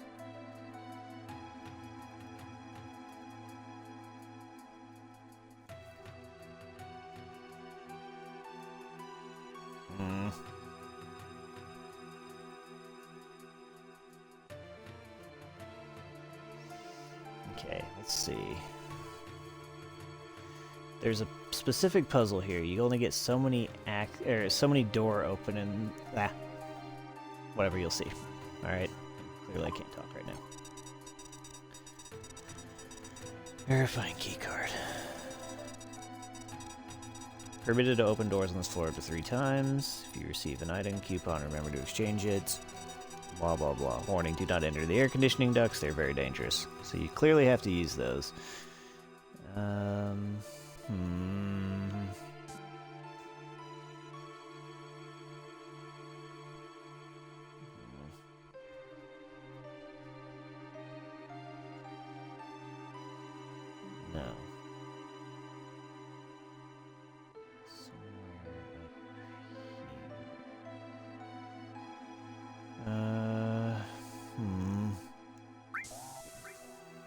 Okay.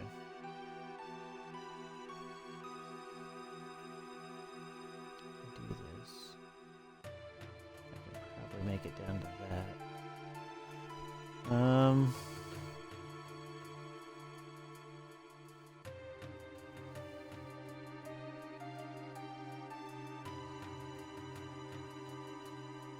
Whoops. Might have already screwed up.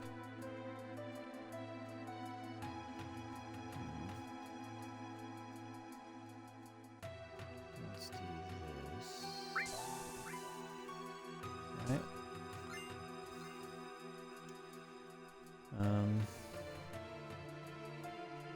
Nope, no, I didn't. Okay, let's do this. Let's do this. Climb in, look around.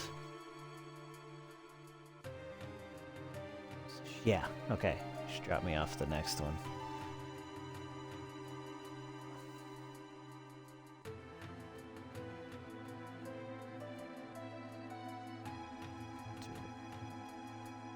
Need to go. Nope. Oh, there you go. Just wasn't over far enough.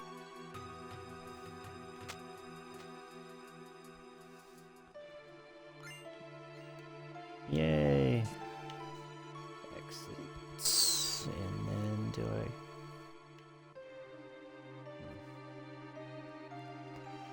I mean, let's do it, right? Yeah. Okay. Is that all the coupons, right? Yes, it's gotta be. I got all my door opens at least, so if there's anything I missed, it's not getting fixed. But it makes sense because it's spitting me out right at the front room where I started at.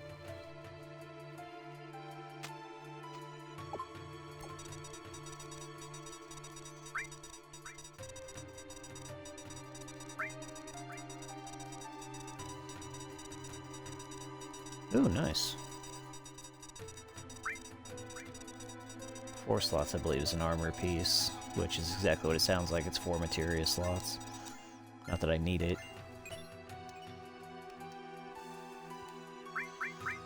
But it could be useful. No. Oh wait, hold on. One other thing I forgot to talk about in equipment See how the growth, it says normal, normal, normal, normal, right? Some material, or some weapons or armor that you can actually get, you can actually wind up equipping, and they will either double, triple, or keep normal, or some have actually no materia growth whatsoever. But it'll affect the amount of AP that goes toward the development of your materia to level it up.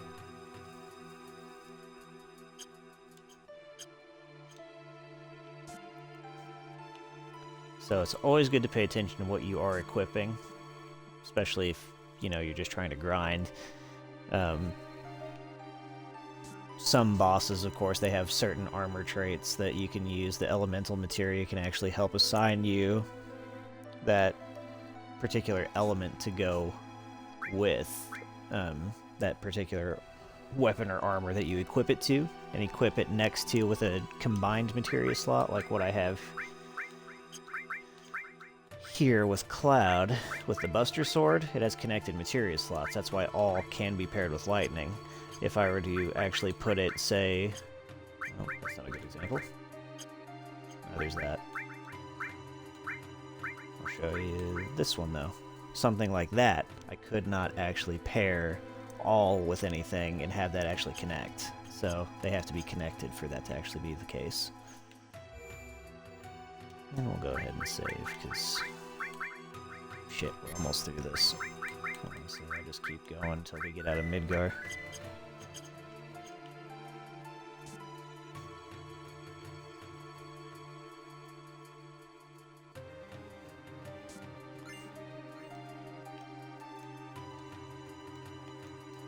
Nope. Nope. This is just kind of fun. Because Kate Sith's ultimate weapon, I believe, can be found in Midgar. And that's it right there. What is this, a megaphone? Hanging on to that won't do any good. You have to come back for it later. Because Kate Sith uses megaphones to beat the crap out of people.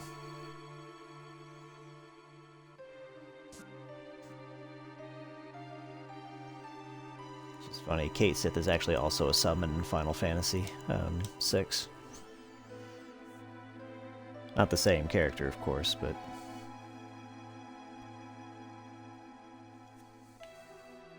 You can actually get into fights in this room, as I was saying.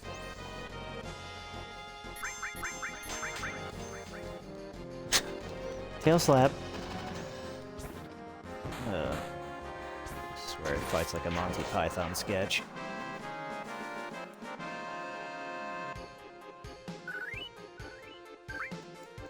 At this point, I really don't care who's doing all the fighting, and I never remember what order these chests open up in. There we go. Most annoying room in the entire damn place.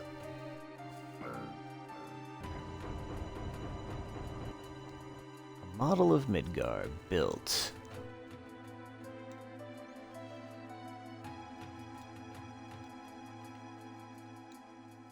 Model of Midgar, city born from the Earth's Mako. And that will unlock another chest somewhere else, so I gotta keep running out and running back.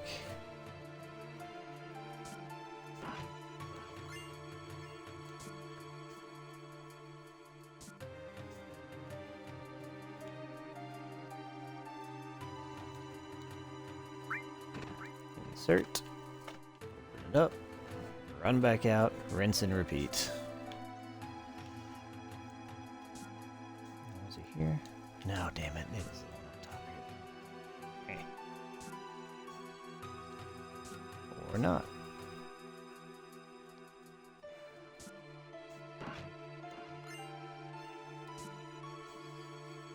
Pretty sure the one in the stairwell's the last one.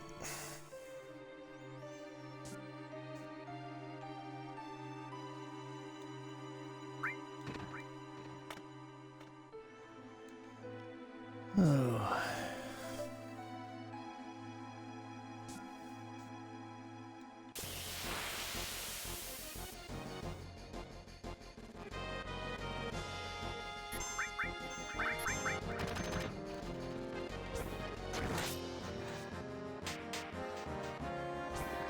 Fish slab. Oh, Tifa's got Fury. The slight discoloration of her limit break bar means she has the Fury status cast on her, in which case her limit break will go up faster.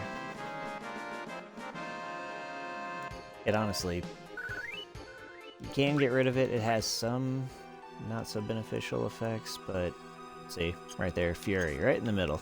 However, if you're grinding limit breaks, which I kinda am at the moment, I'm keeping it. Even if it does make a few stats a little bit worse.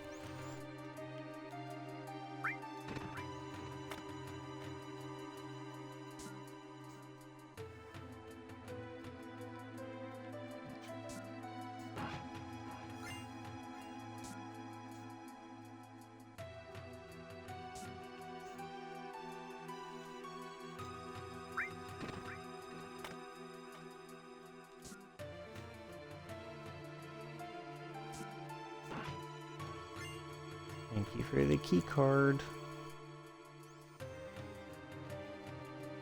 Oh, yes. Executive meeting.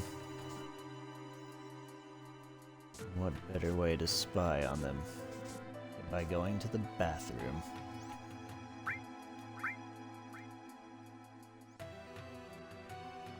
A reverse GoldenEye, if you will.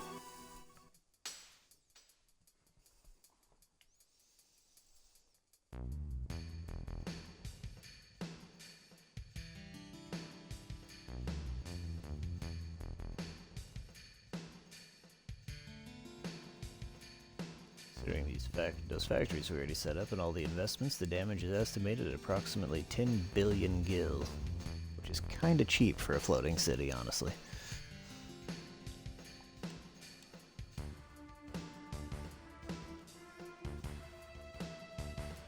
Leaving Sector 7 as it is.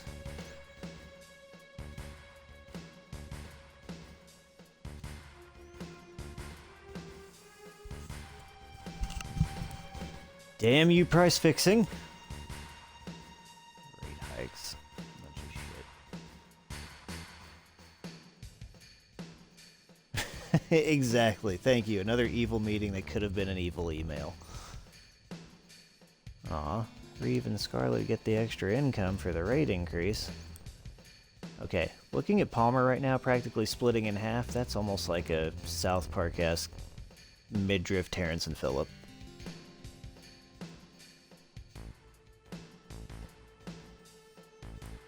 So if you raise the rates, the people will lose confidence. I mean, of course it'll be alright. Where else are they gonna go? It's not like they fire anything up with coal. Heck, when they quit using Mako, by the time Advent Children and Dirge of Cerberus roll around, they've actually discovered oil. That's their alternative.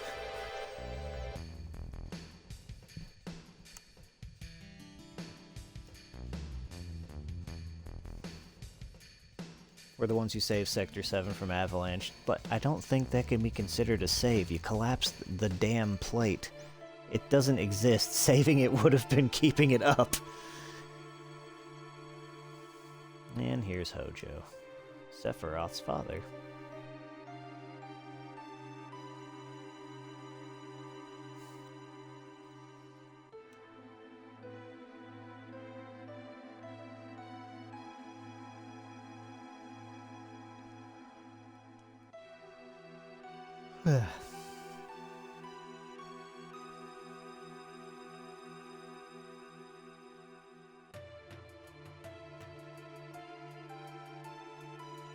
Jesus. Again, purely evil science for the sake of being evil. Like, Hojo just wants to see the outcome of all of his theories. So, I mean, talking about breeding Aerith to try and keep having more specimens with ancient blood, like, yeah. And the way that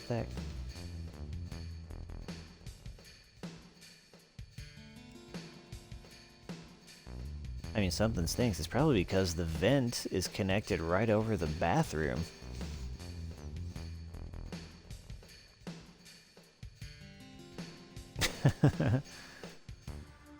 There's only one ancient left, so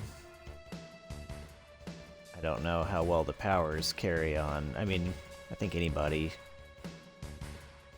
with ancient heritage can talk to the planet, so it works for their goals. Just if only they would have read their history books a little better. They would have seen that all of their efforts are futile anyway.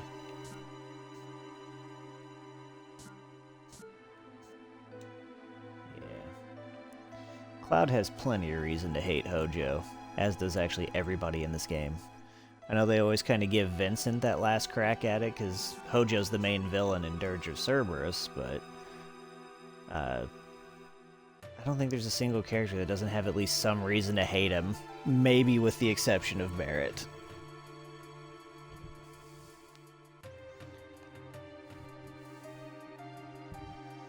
Unfortunately, that's it.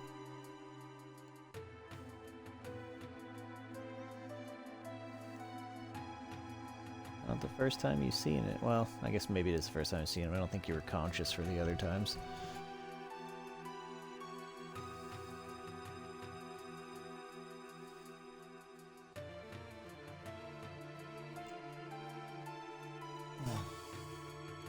And there's our upcoming newest party member. Not that guy. That was really bad timing on my part. But the one in the glass.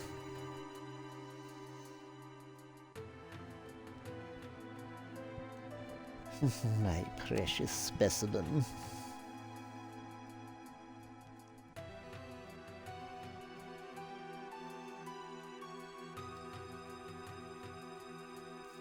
I guess Vincent has the most reason to hate Hojo, but it's pretty damn close, honestly, between him and Cloud.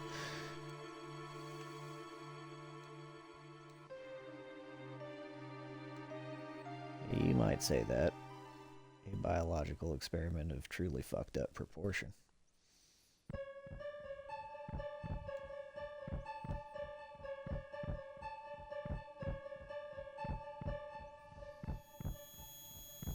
And again, Genova, Resident Evil style, more eyeballs.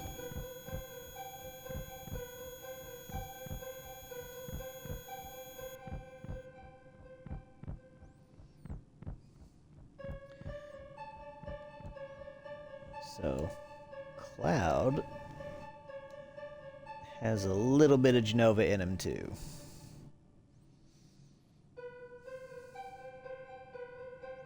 Where's its fucking head? I like Astra's reaction. Where's its head?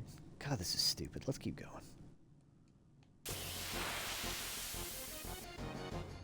Because they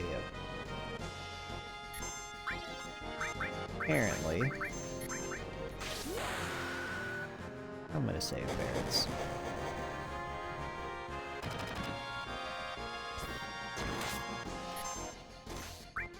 Oh, you know what? No, I'm not.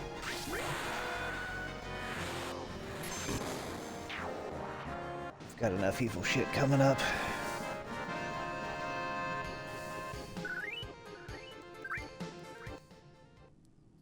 About 3 boss fights worth. Maybe 4? 4. Yep. Ooh, poison materia. Always a good place to save here. Because...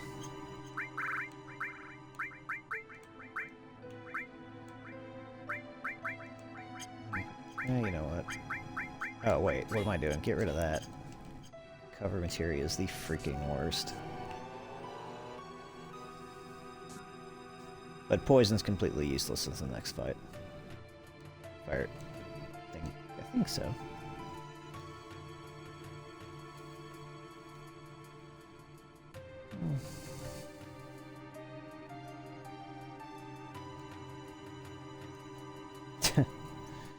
I like that. His whole idea, please don't kill me. No one else would be able to use this if I die.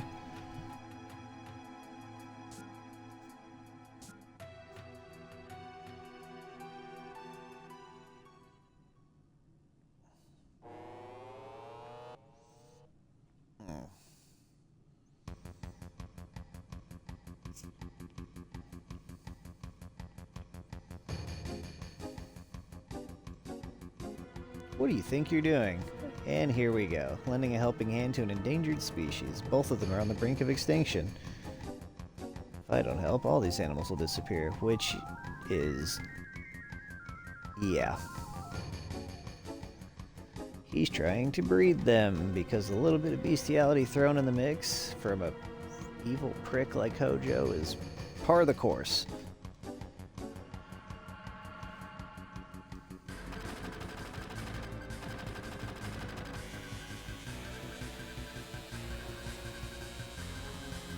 And he turned on the microwave.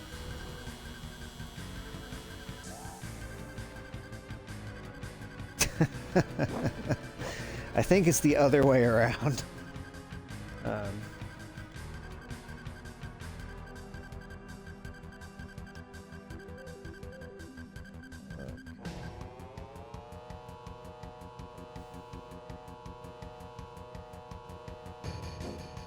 What's wrong?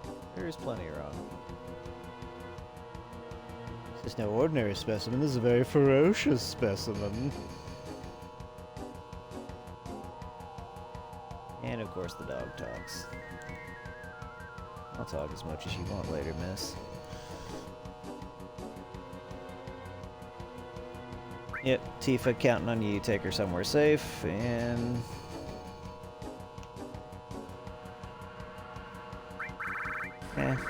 I'll keep all the names, but his real name is Nanaki.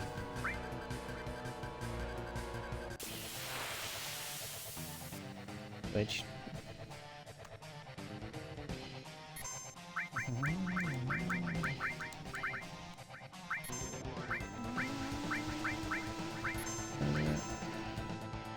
does Red already have a limit break?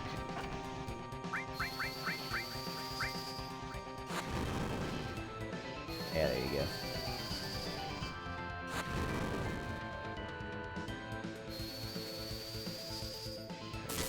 Poison me. But it matters. That fang.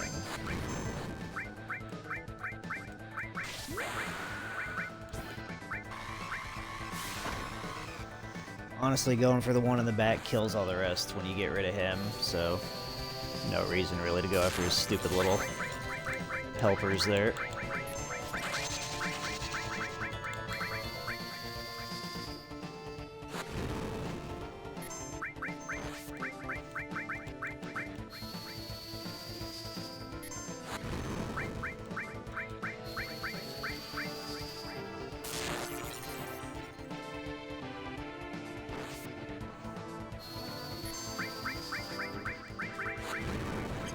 Oh. There we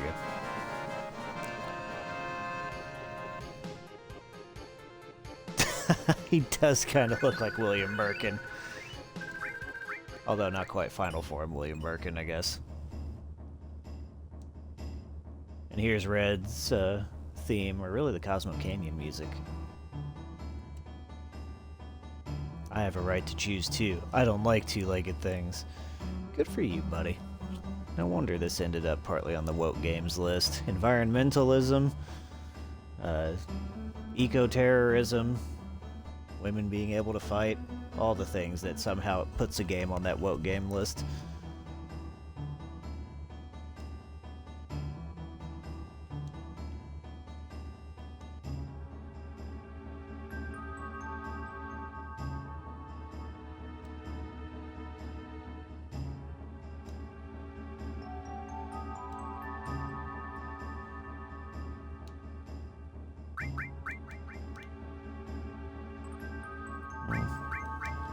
For now. It really doesn't matter.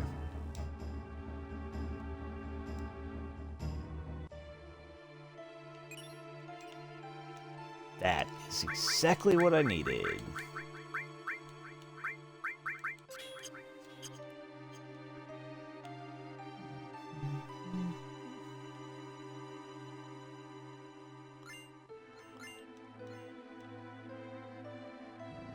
Talk to you, little worm.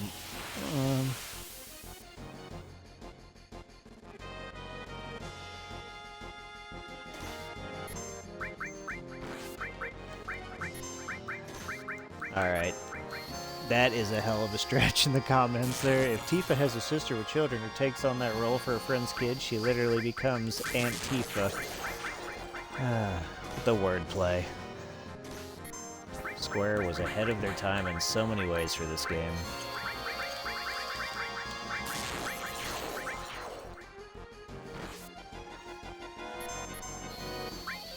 Oh, please don't kill it.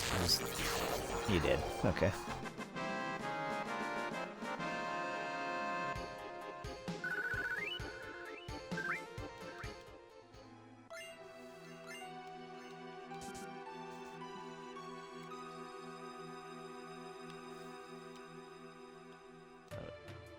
What the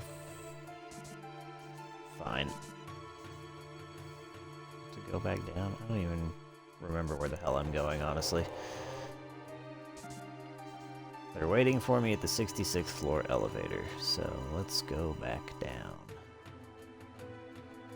For the place that I actually have a damn key card to.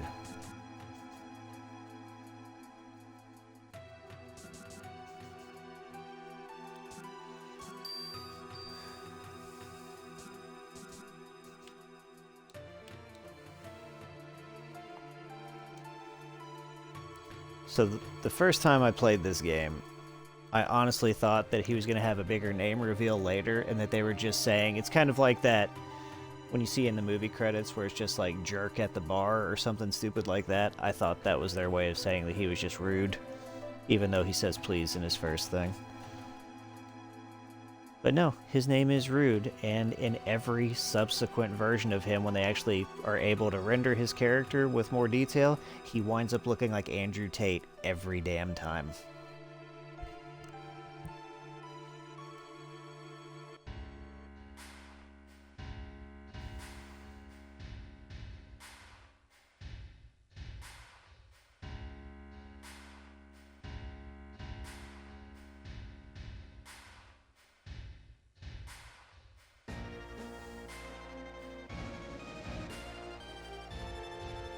Why does he need that big of a desk?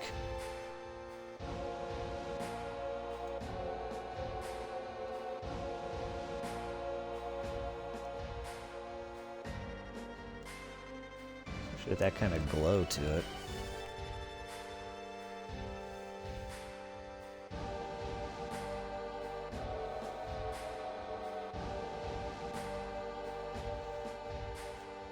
Forgotten page in history.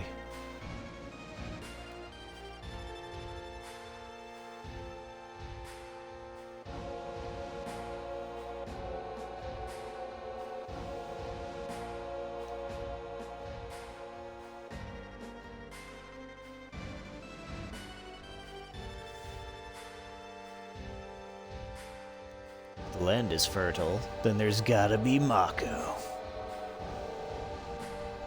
Mm-hmm.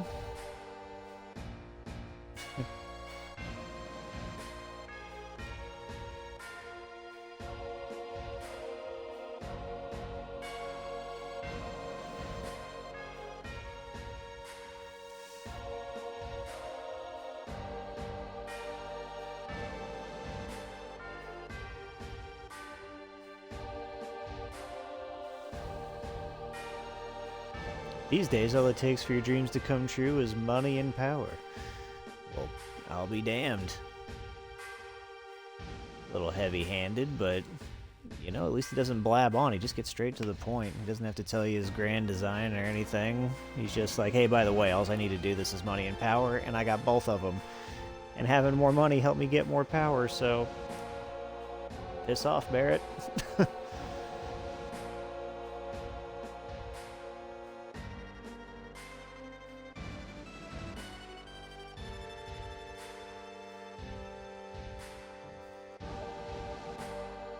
I think it's way too late for that. I don't think they heard that. He just got that one in so he could just, you know, have the last word that he already had anyway.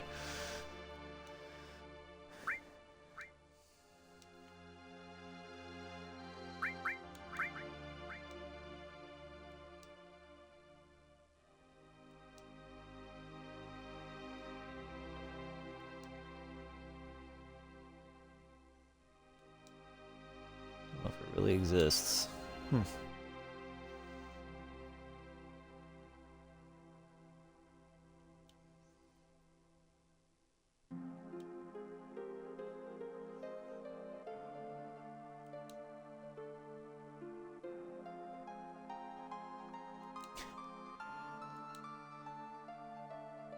He just gets to keep his gun arm in prison.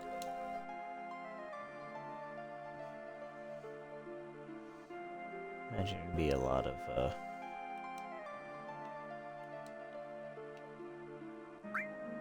I don't know, I guess it wouldn't work out that well. Start shooting at the door, it'd probably ricochet all over the place. Making fun of him for missing his grandpa, that's just a dick move, no matter how you cut it. What's so funny? Nothing, huh? You have a grandpa. This is Dooley King of the Hill moment, right? Your grandpa's not here.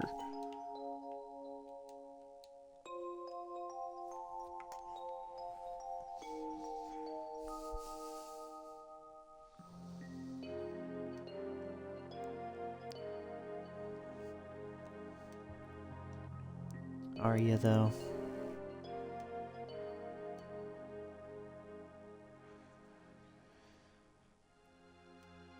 Deal was for one date.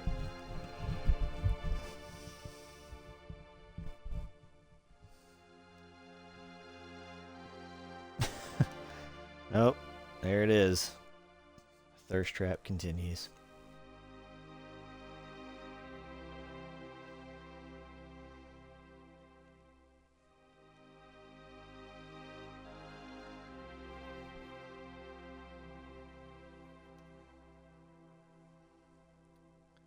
Kind of reminds me of the prisons section of the first Metal Gear Solid game.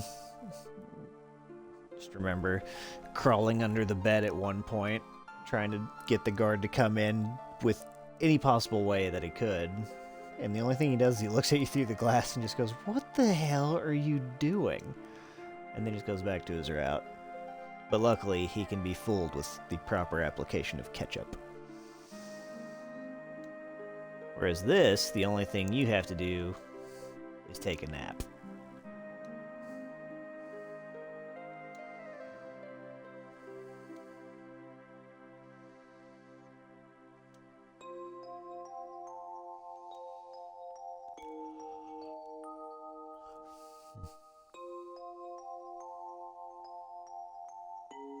That is true.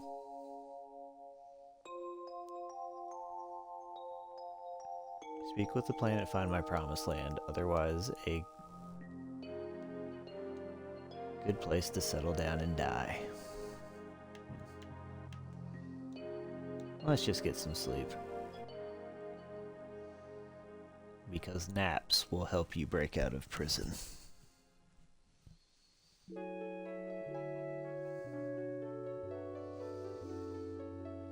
Now here's the thing I like about what's coming up. Sephiroth was kind enough to break in, murder everybody, open your door, but also make sure that he did it quietly enough to not interrupt your rest.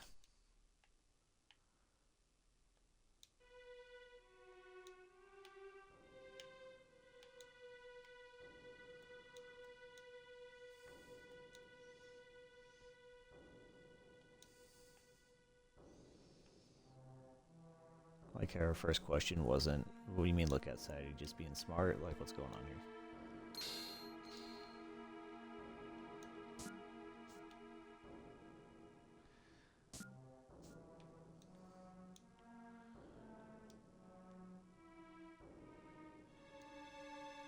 There's a proper response. How'd you get in? Why's the door open? Oh, right. No human could have done this. It's one guy.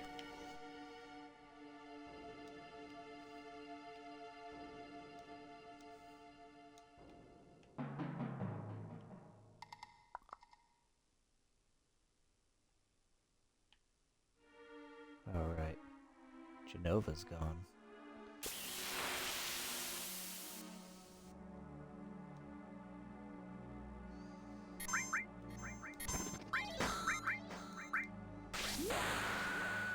We should be getting close to getting her tier 2. Like, whatever the hell that weird thing is.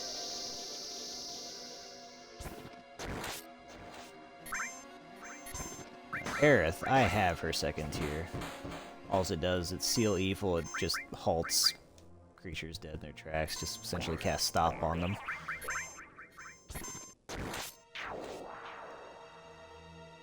Which, good, we'll hang on to that. It'll be coming in handy here shortly.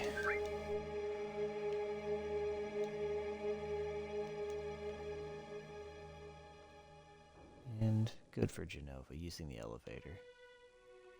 She just knew she didn't have a keycard.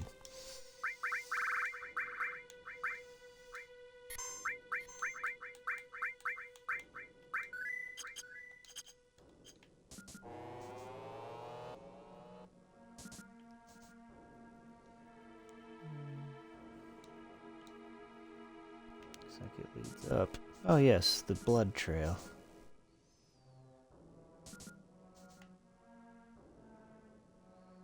Thank you for leaving a nice blood trail all the way up.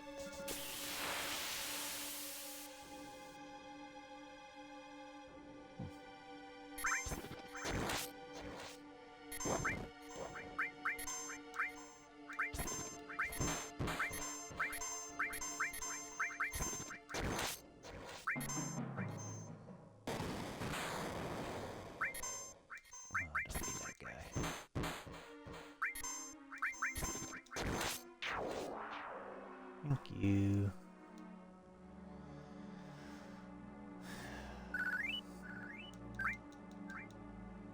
So everybody's got all their equipment. Oh wow, floor 69 is the president's floor. That's the top of the tower. I guess unless you count the fact that I'm going up the steps to get to his office, but I don't think anybody else is.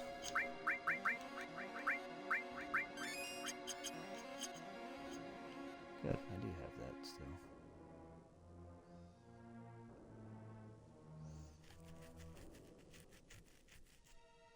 Oh. You think he'll be alright?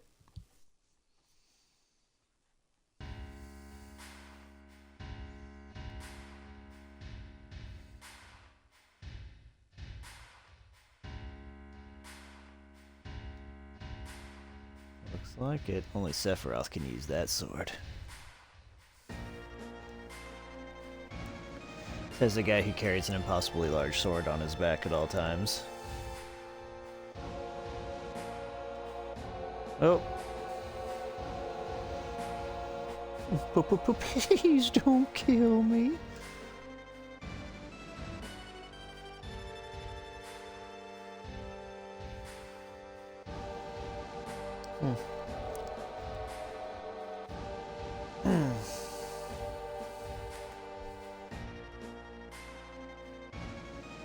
Fun fact about the guy who does Sephiroth's English voice for Final Fantasy VII Remake is the guy who played Superman in that latest series, Superman and Lois, that ended not that long ago.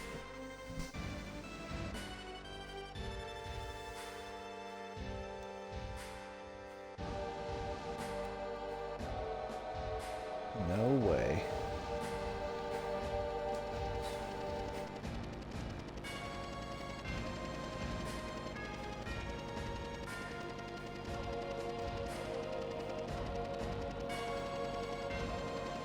Vice President's son, bankroller of Avalanche, and genuine dick. Signed somewhere else for a long time, essentially in exile because he got caught funding Avalanche. He's got Kim Jong-un levels of myth around him already. What sort of person he is. You really think he's gonna be a good person?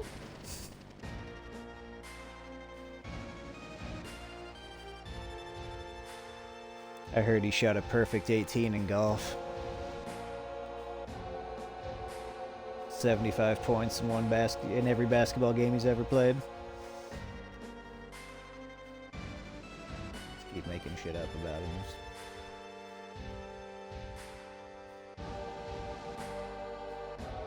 Me too. Fire from Sims. Research specimen. What a crew.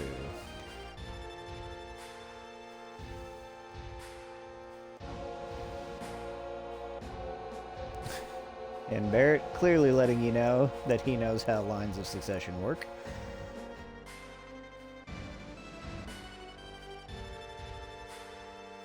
Did you hear my inauguration speech?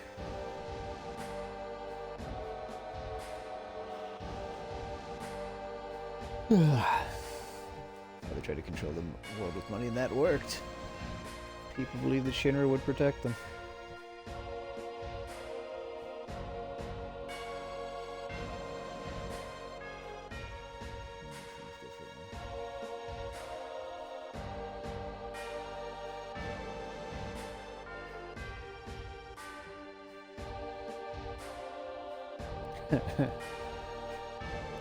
Wow. That hits a little close to home these days, doesn't it?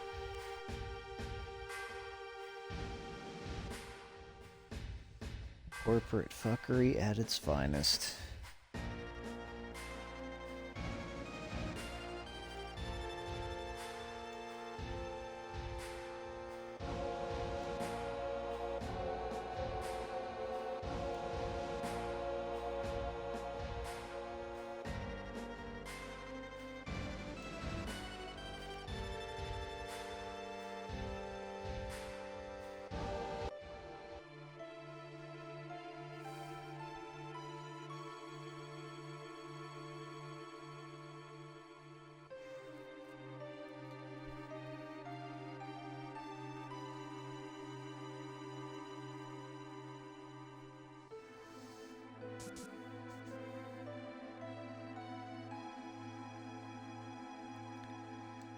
Yes, we should.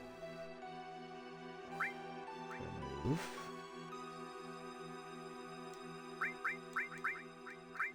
Don't worry, we'll get the chance to fix that soon enough, but...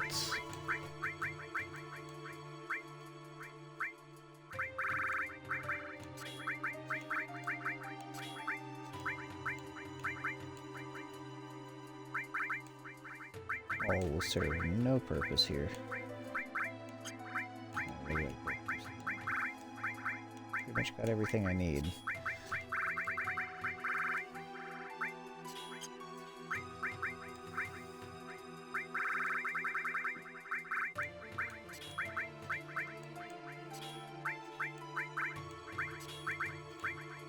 Let's go ahead and get that back in the mix, though.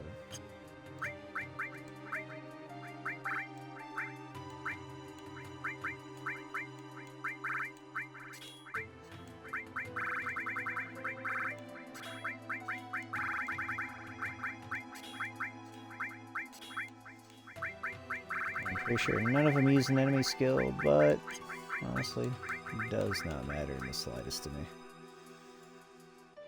Whole goal isn't really to do anything more than level up materia at that point. Good. Nope.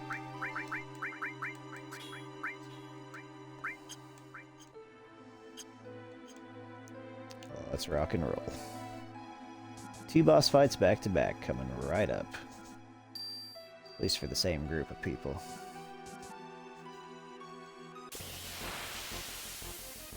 Hundred Gunner and Heli Gunner.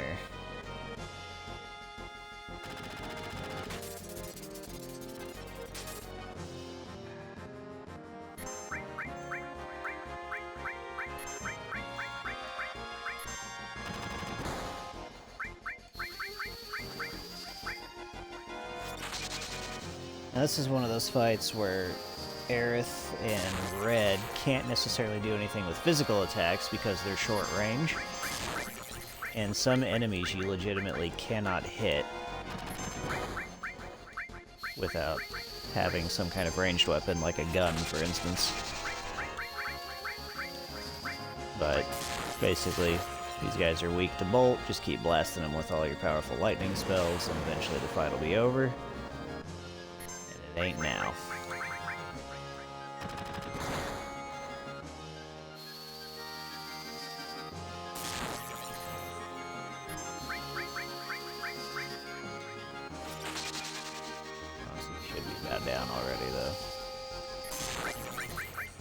really don't have that much health from what I remember.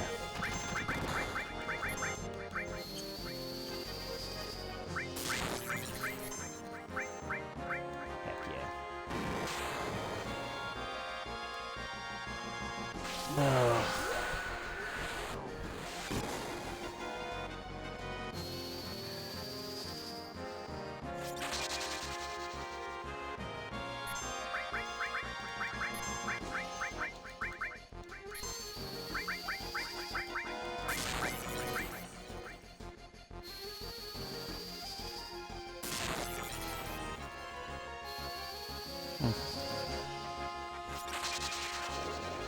There we go.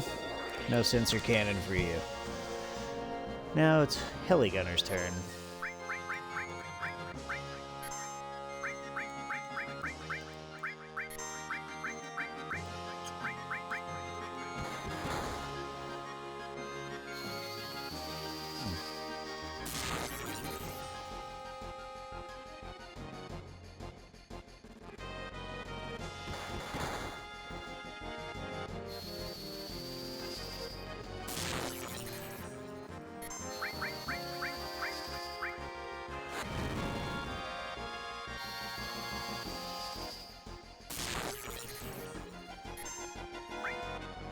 Go ahead and use you.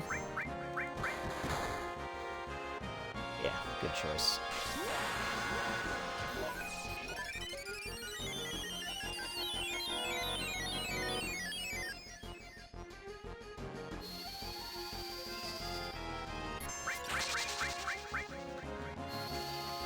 Remember, bolt, bolt, bolt.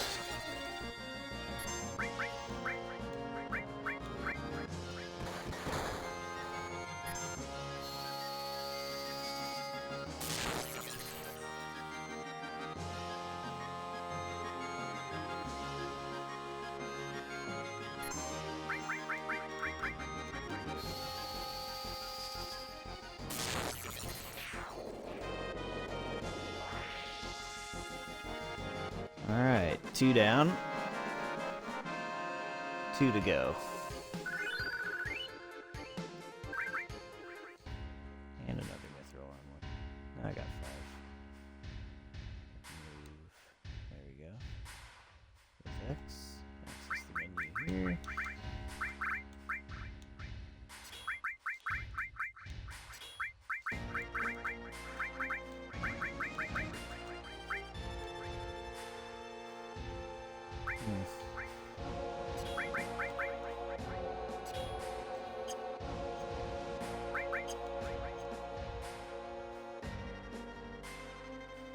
Let's fight.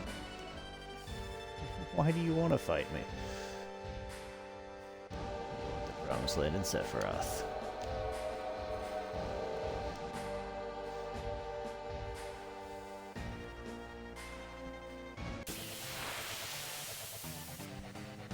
And in Remake, Yuffie's the one who ruins your chance to be allies with Rufus a second time.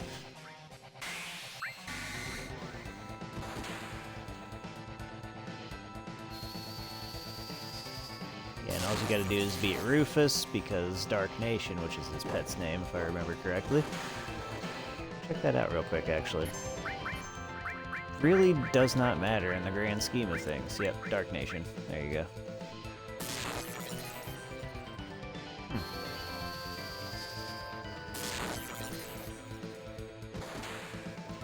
He really doesn't have that much health from what I remember, so...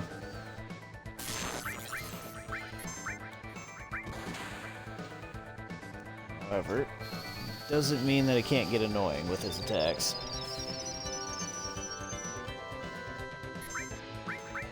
Could knock out the pup as well, but it really doesn't matter.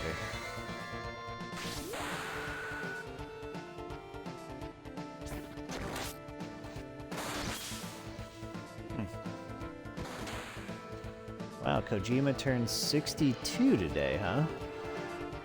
Interesting comment there. I guess it would make sense, because he was developing games for the first Metal Gear game actually appeared on the NES, so makes sense. You know, when he got started. Not saying he necessarily had to be in the 60s, but I would certainly believe that's the case. Please just get knocked out already. Yep, there you go.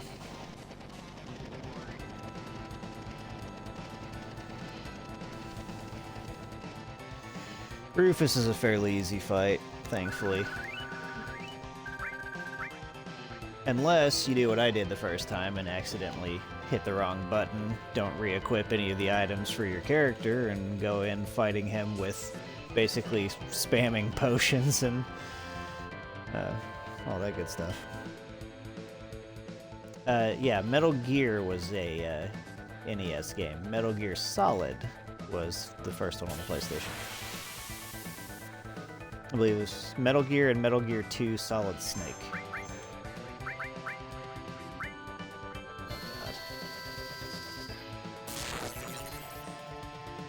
Oh, shit.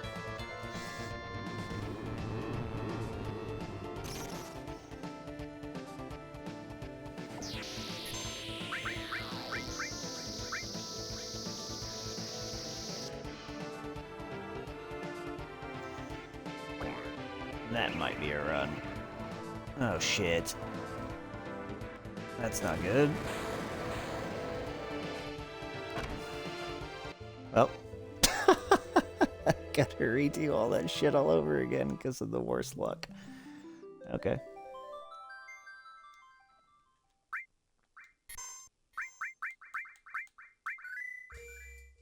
What did I... No. Oh my God. Yeah, my son tried to start a file on that, and I accidentally just loaded it. Here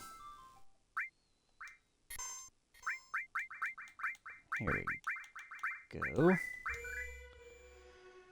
Well, that's embarrassing.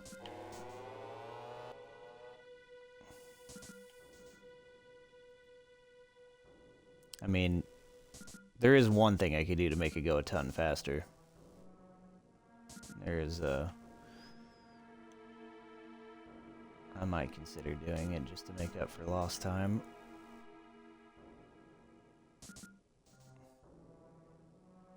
And it's actually a feature that is only in the Xbox and PlayStation re-releases of the game.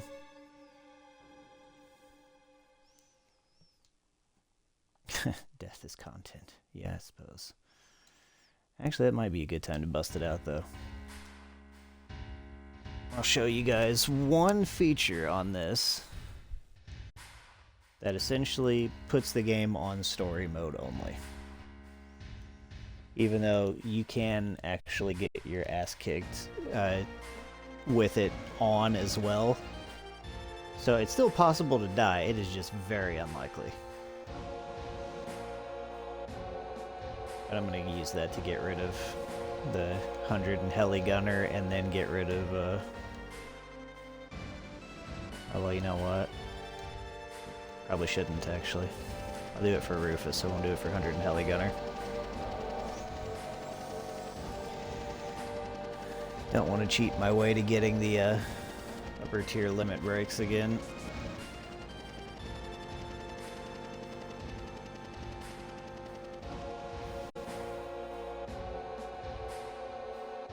I don't know why I said again. Oh, I did do it on that one playthrough, actually, when I first discovered the feature, just to reduce grinding time, but...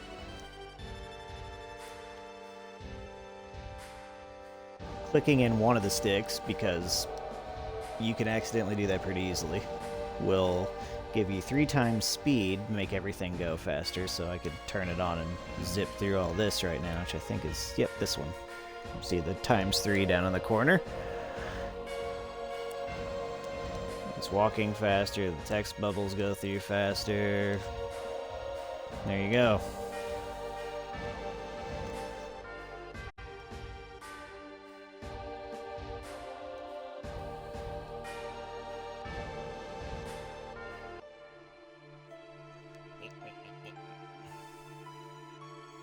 But it does make battles a little harder because the enemies go faster as well. So if you're really not paying attention, don't know your way around your menus, you will get destroyed, depending on what enemy you face.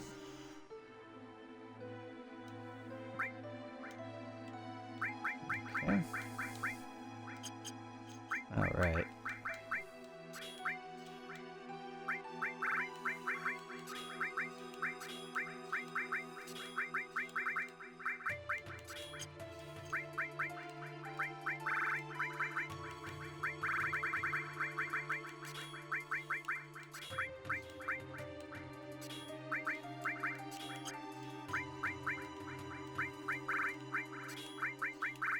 All means nothing in that fight. I was closer to leveling up, though, since he doesn't even use an enemy skill, but who cares? And you can't poison it, but again, who cares? Let's do that. Actually...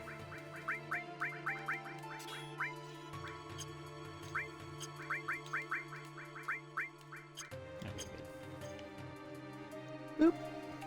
Oop. It's a little unwieldy sometimes, though. And when you turn it off, boy, you really notice it.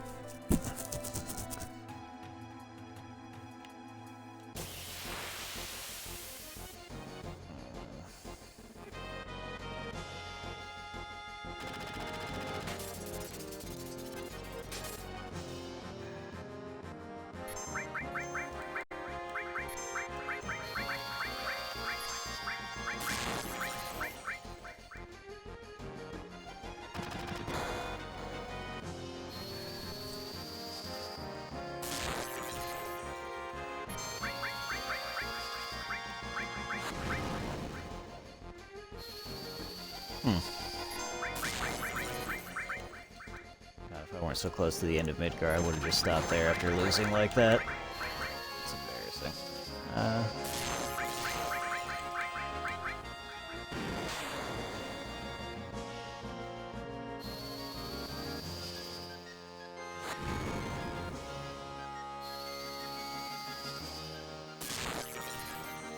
So again, spam bolt.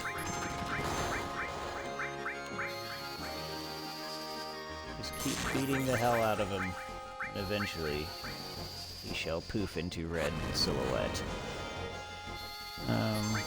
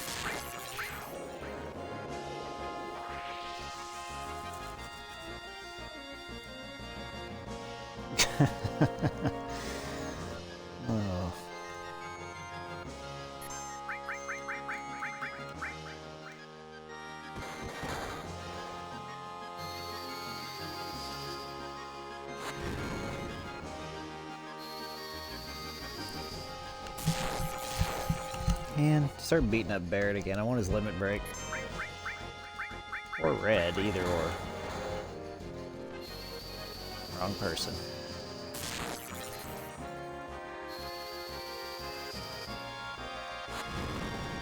Oh, and sleepy time.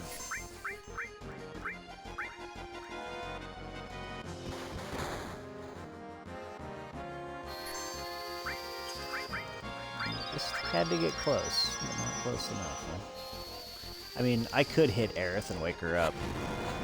That's what it takes, but there's really no sense to it right now.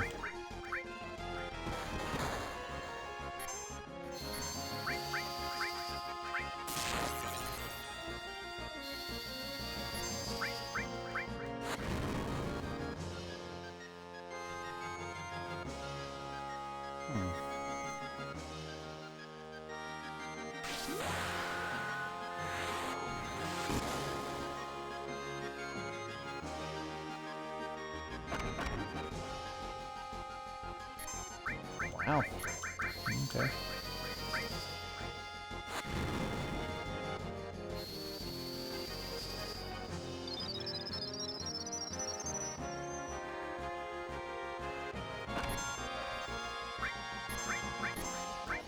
I mean, that's perfect. It's exactly what I wanted. There we go.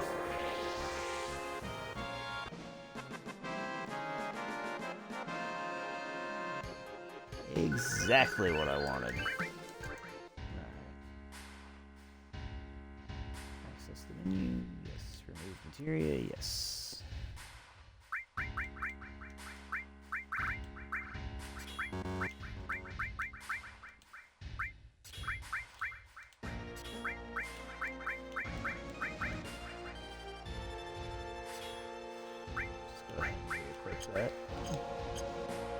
Now, I'll show you feature number 2.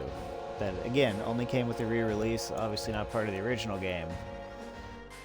A little fist that is over there, that are just now appearing. You'll see immediately what it does. Basically, it heals you consistently. Anytime you get hit, redoes it. Also makes your limit break go up every turn. Like I said, it basically turns the game into story mode. Given how many times I have beaten Ruby and Emerald weapon, well, story mode's not what I'm worried about. But for the sake of getting back to where we were before I was so rudely RNG'd to death, watch this. There we go.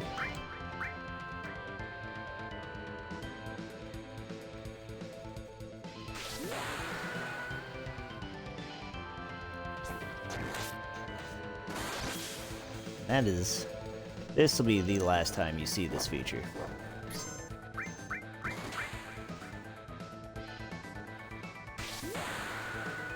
I believe you can tap in both sticks together at the same time to turn off encounters, which is completely... Oh. Oh, that's an unintended side effect, I guess. Okay. Well, I guess I'll have a limit break saved up for the next person.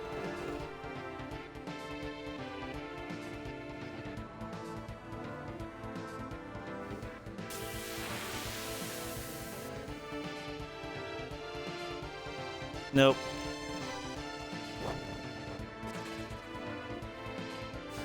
I'm not doing that again.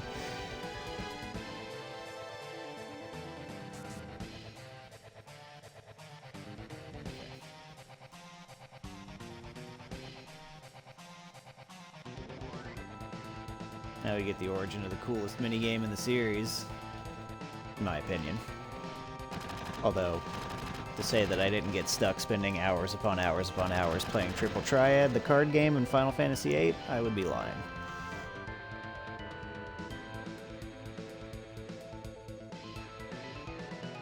I will maintain, though, that the Queen of Cards side quest in Final Fantasy VIII is the worst side quest in the series.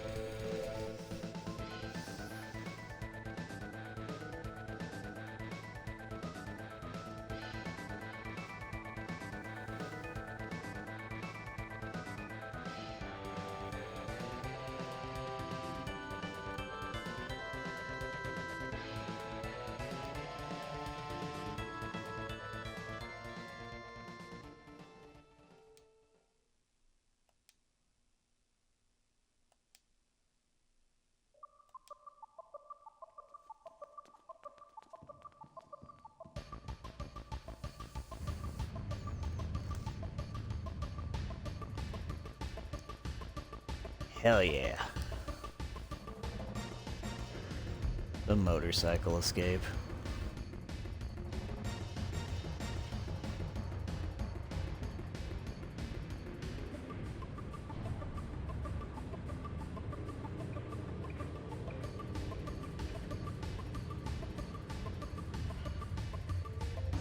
Someone who's never been in the building before, he really did pay attention to those elevator rides to know just how close a highway was if you needed to bust out a window.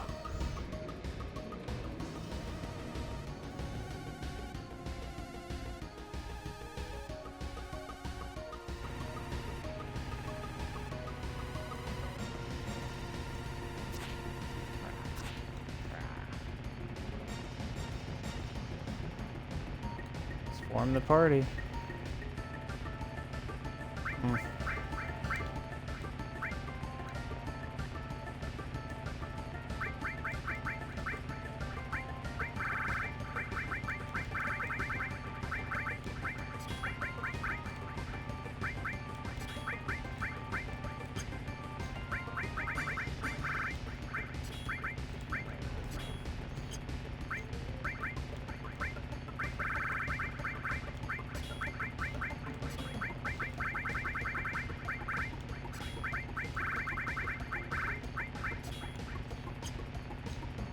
think Motorball actually does have one enemy skill, but I could be wrong.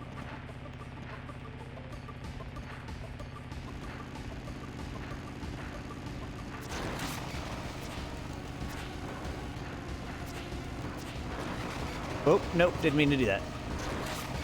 It's very easy to tap it and stick sometimes. There we go.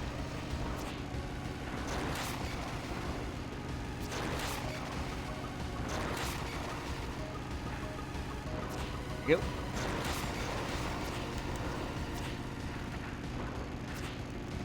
Ah. Really?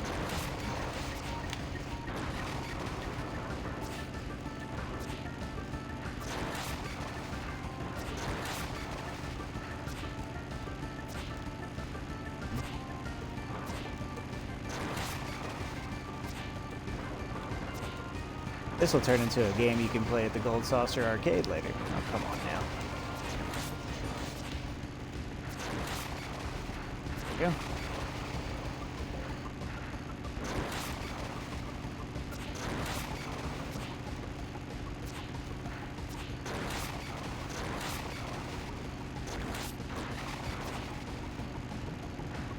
And of course, my health being damaged with each little tap I take will affect the health I have for the upcoming boss fight, and so on and so forth.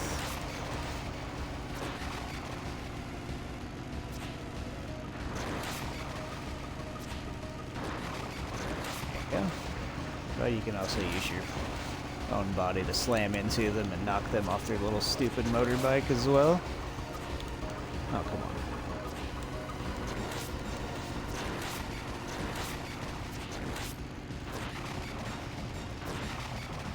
Oh, there you go. Oop, there he goes.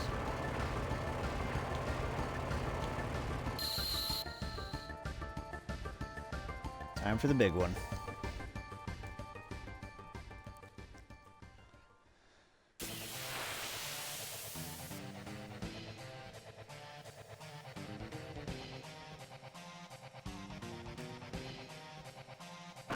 Said you can always prevent a back attack by trying to run real quick and letting off of it. I'm pretty sure it works that way.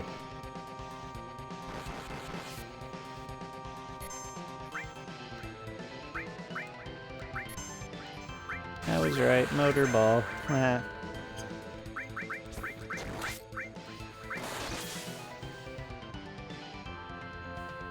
He's about, if I remember correctly, like 10 or 12,000 health, maybe. Feels like. Could be way off on that, too.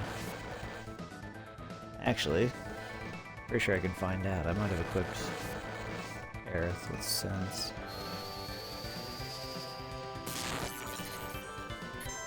Probably didn't. I usually never use it.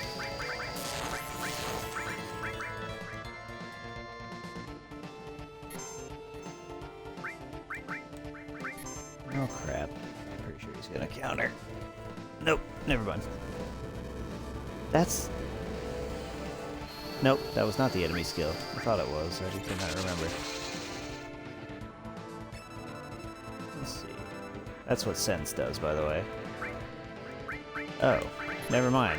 I don't know why he had more, thought he had more than that. He's pretty much already almost down.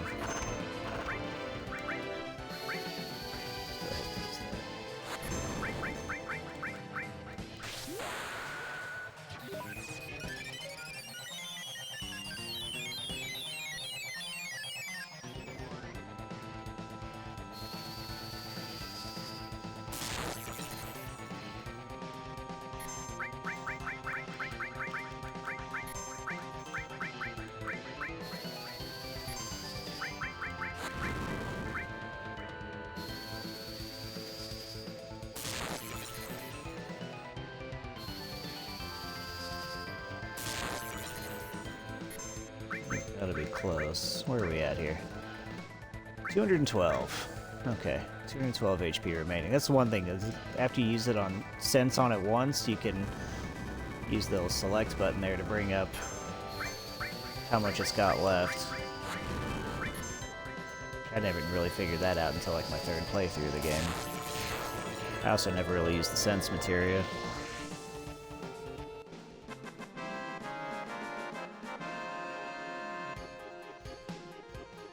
Sat there the first couple playthroughs doing the math to be like, alright. Said he had 1600, I hit him for this, this, and this. What are we doing here?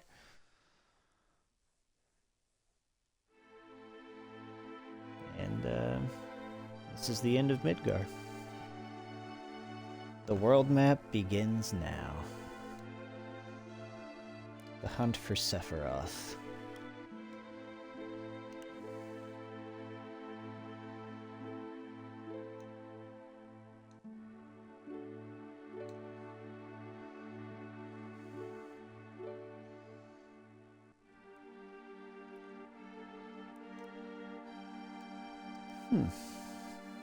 Many things to know.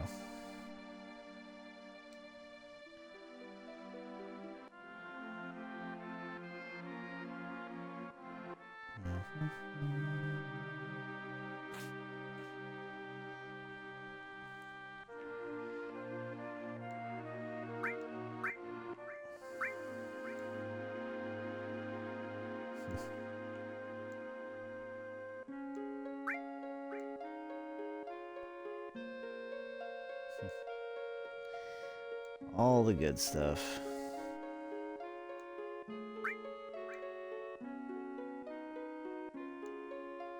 Pretty sure they actually end up in the next town we're going to.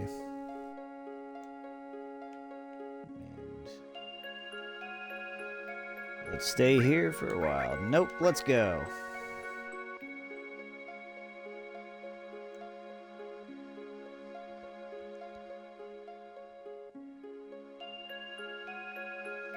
I think it should be Cloud. Agreed.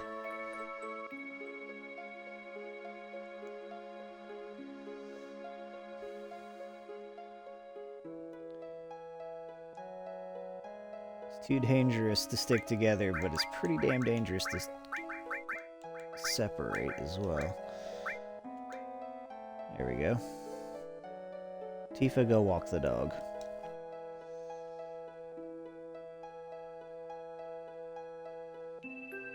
I think Red came to the party during the confrontation in Hojo's lab, when Hojo was trying to breed Aerith and Red 13. Now there is one thing that I always do here before moving on, and it is for a very good reason, well aside from saving, but there's a particular enemy skill here that will absolutely make limit break farming extremely easy here. And I might have the opportunity to get it now.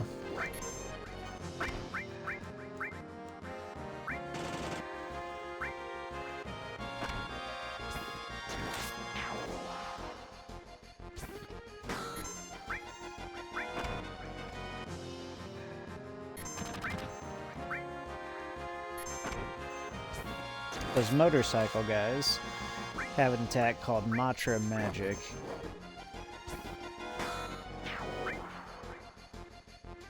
Devil Ride. Anytime, dude.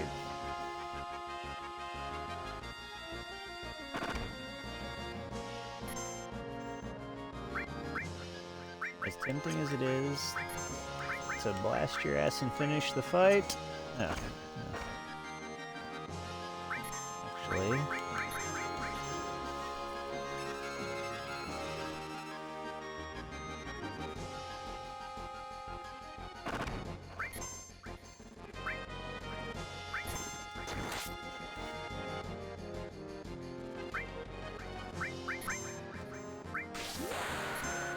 screw it, I'm just gonna end the fight.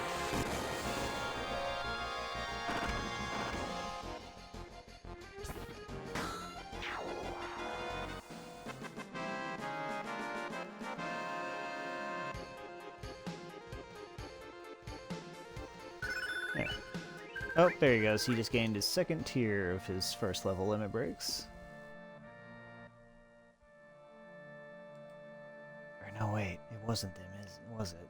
It's a different one. Let's see.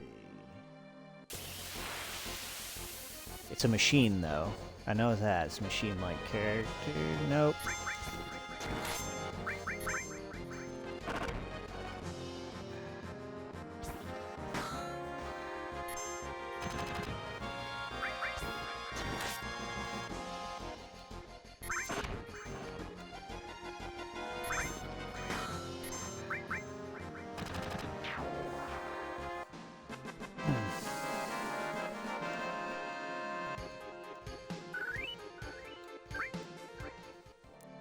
Here I was hoping to get it fairly quickly.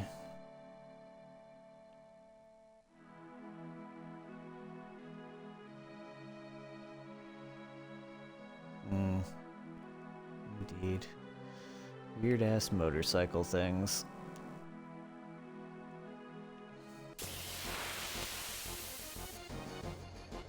Come on, sweeper, sweeper. Nope. Damn it.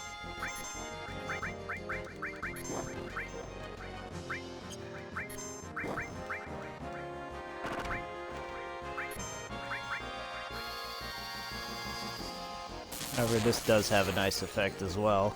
I'm essentially gaining money before I go to Calm, so I can buy all the weapons and materia there as well, so... It's always good to do a little bit of harvesting, farming, grinding in between each area you go to. With the exception of what happens between Calm and Junon. Calm and the Mithril Mines. Right after you get out of the Mithril Mines, great to grind again, because that's what I will be doing a lot of next time.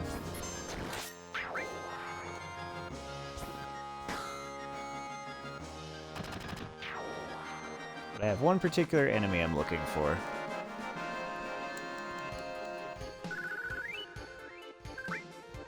As the result, we'll probably gain a few levels before I find it. Well, at least one with some characters.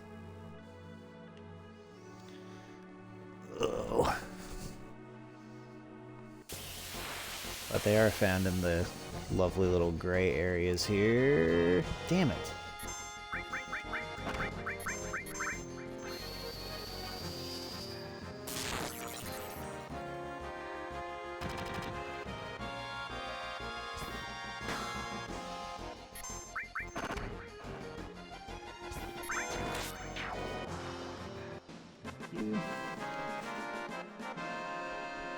What did I... Oh.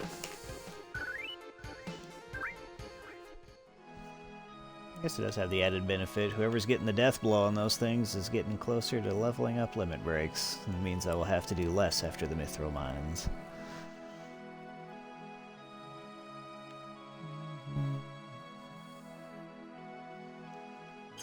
Yep.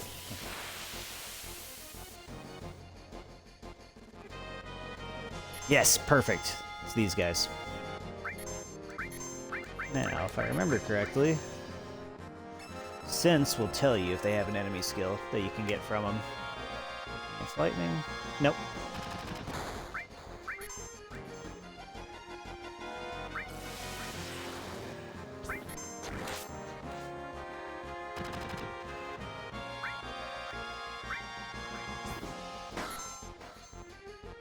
But they have to hit the person who has Module Magic equipped, which they did. Alright.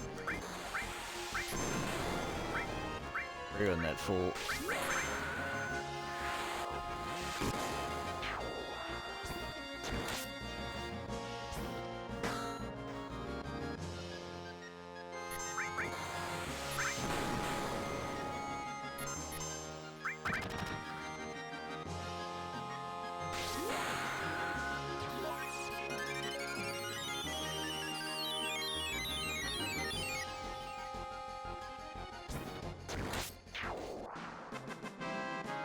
Okay. And that is where I will end this excursion this evening. We've made it to the world map. The next town we're heading to is right there on the screen. I'm going to save because you can do it anywhere you want to on the world map at any given time, which is very much advised. And after Calm, we will fill in the blank spot here in our menu,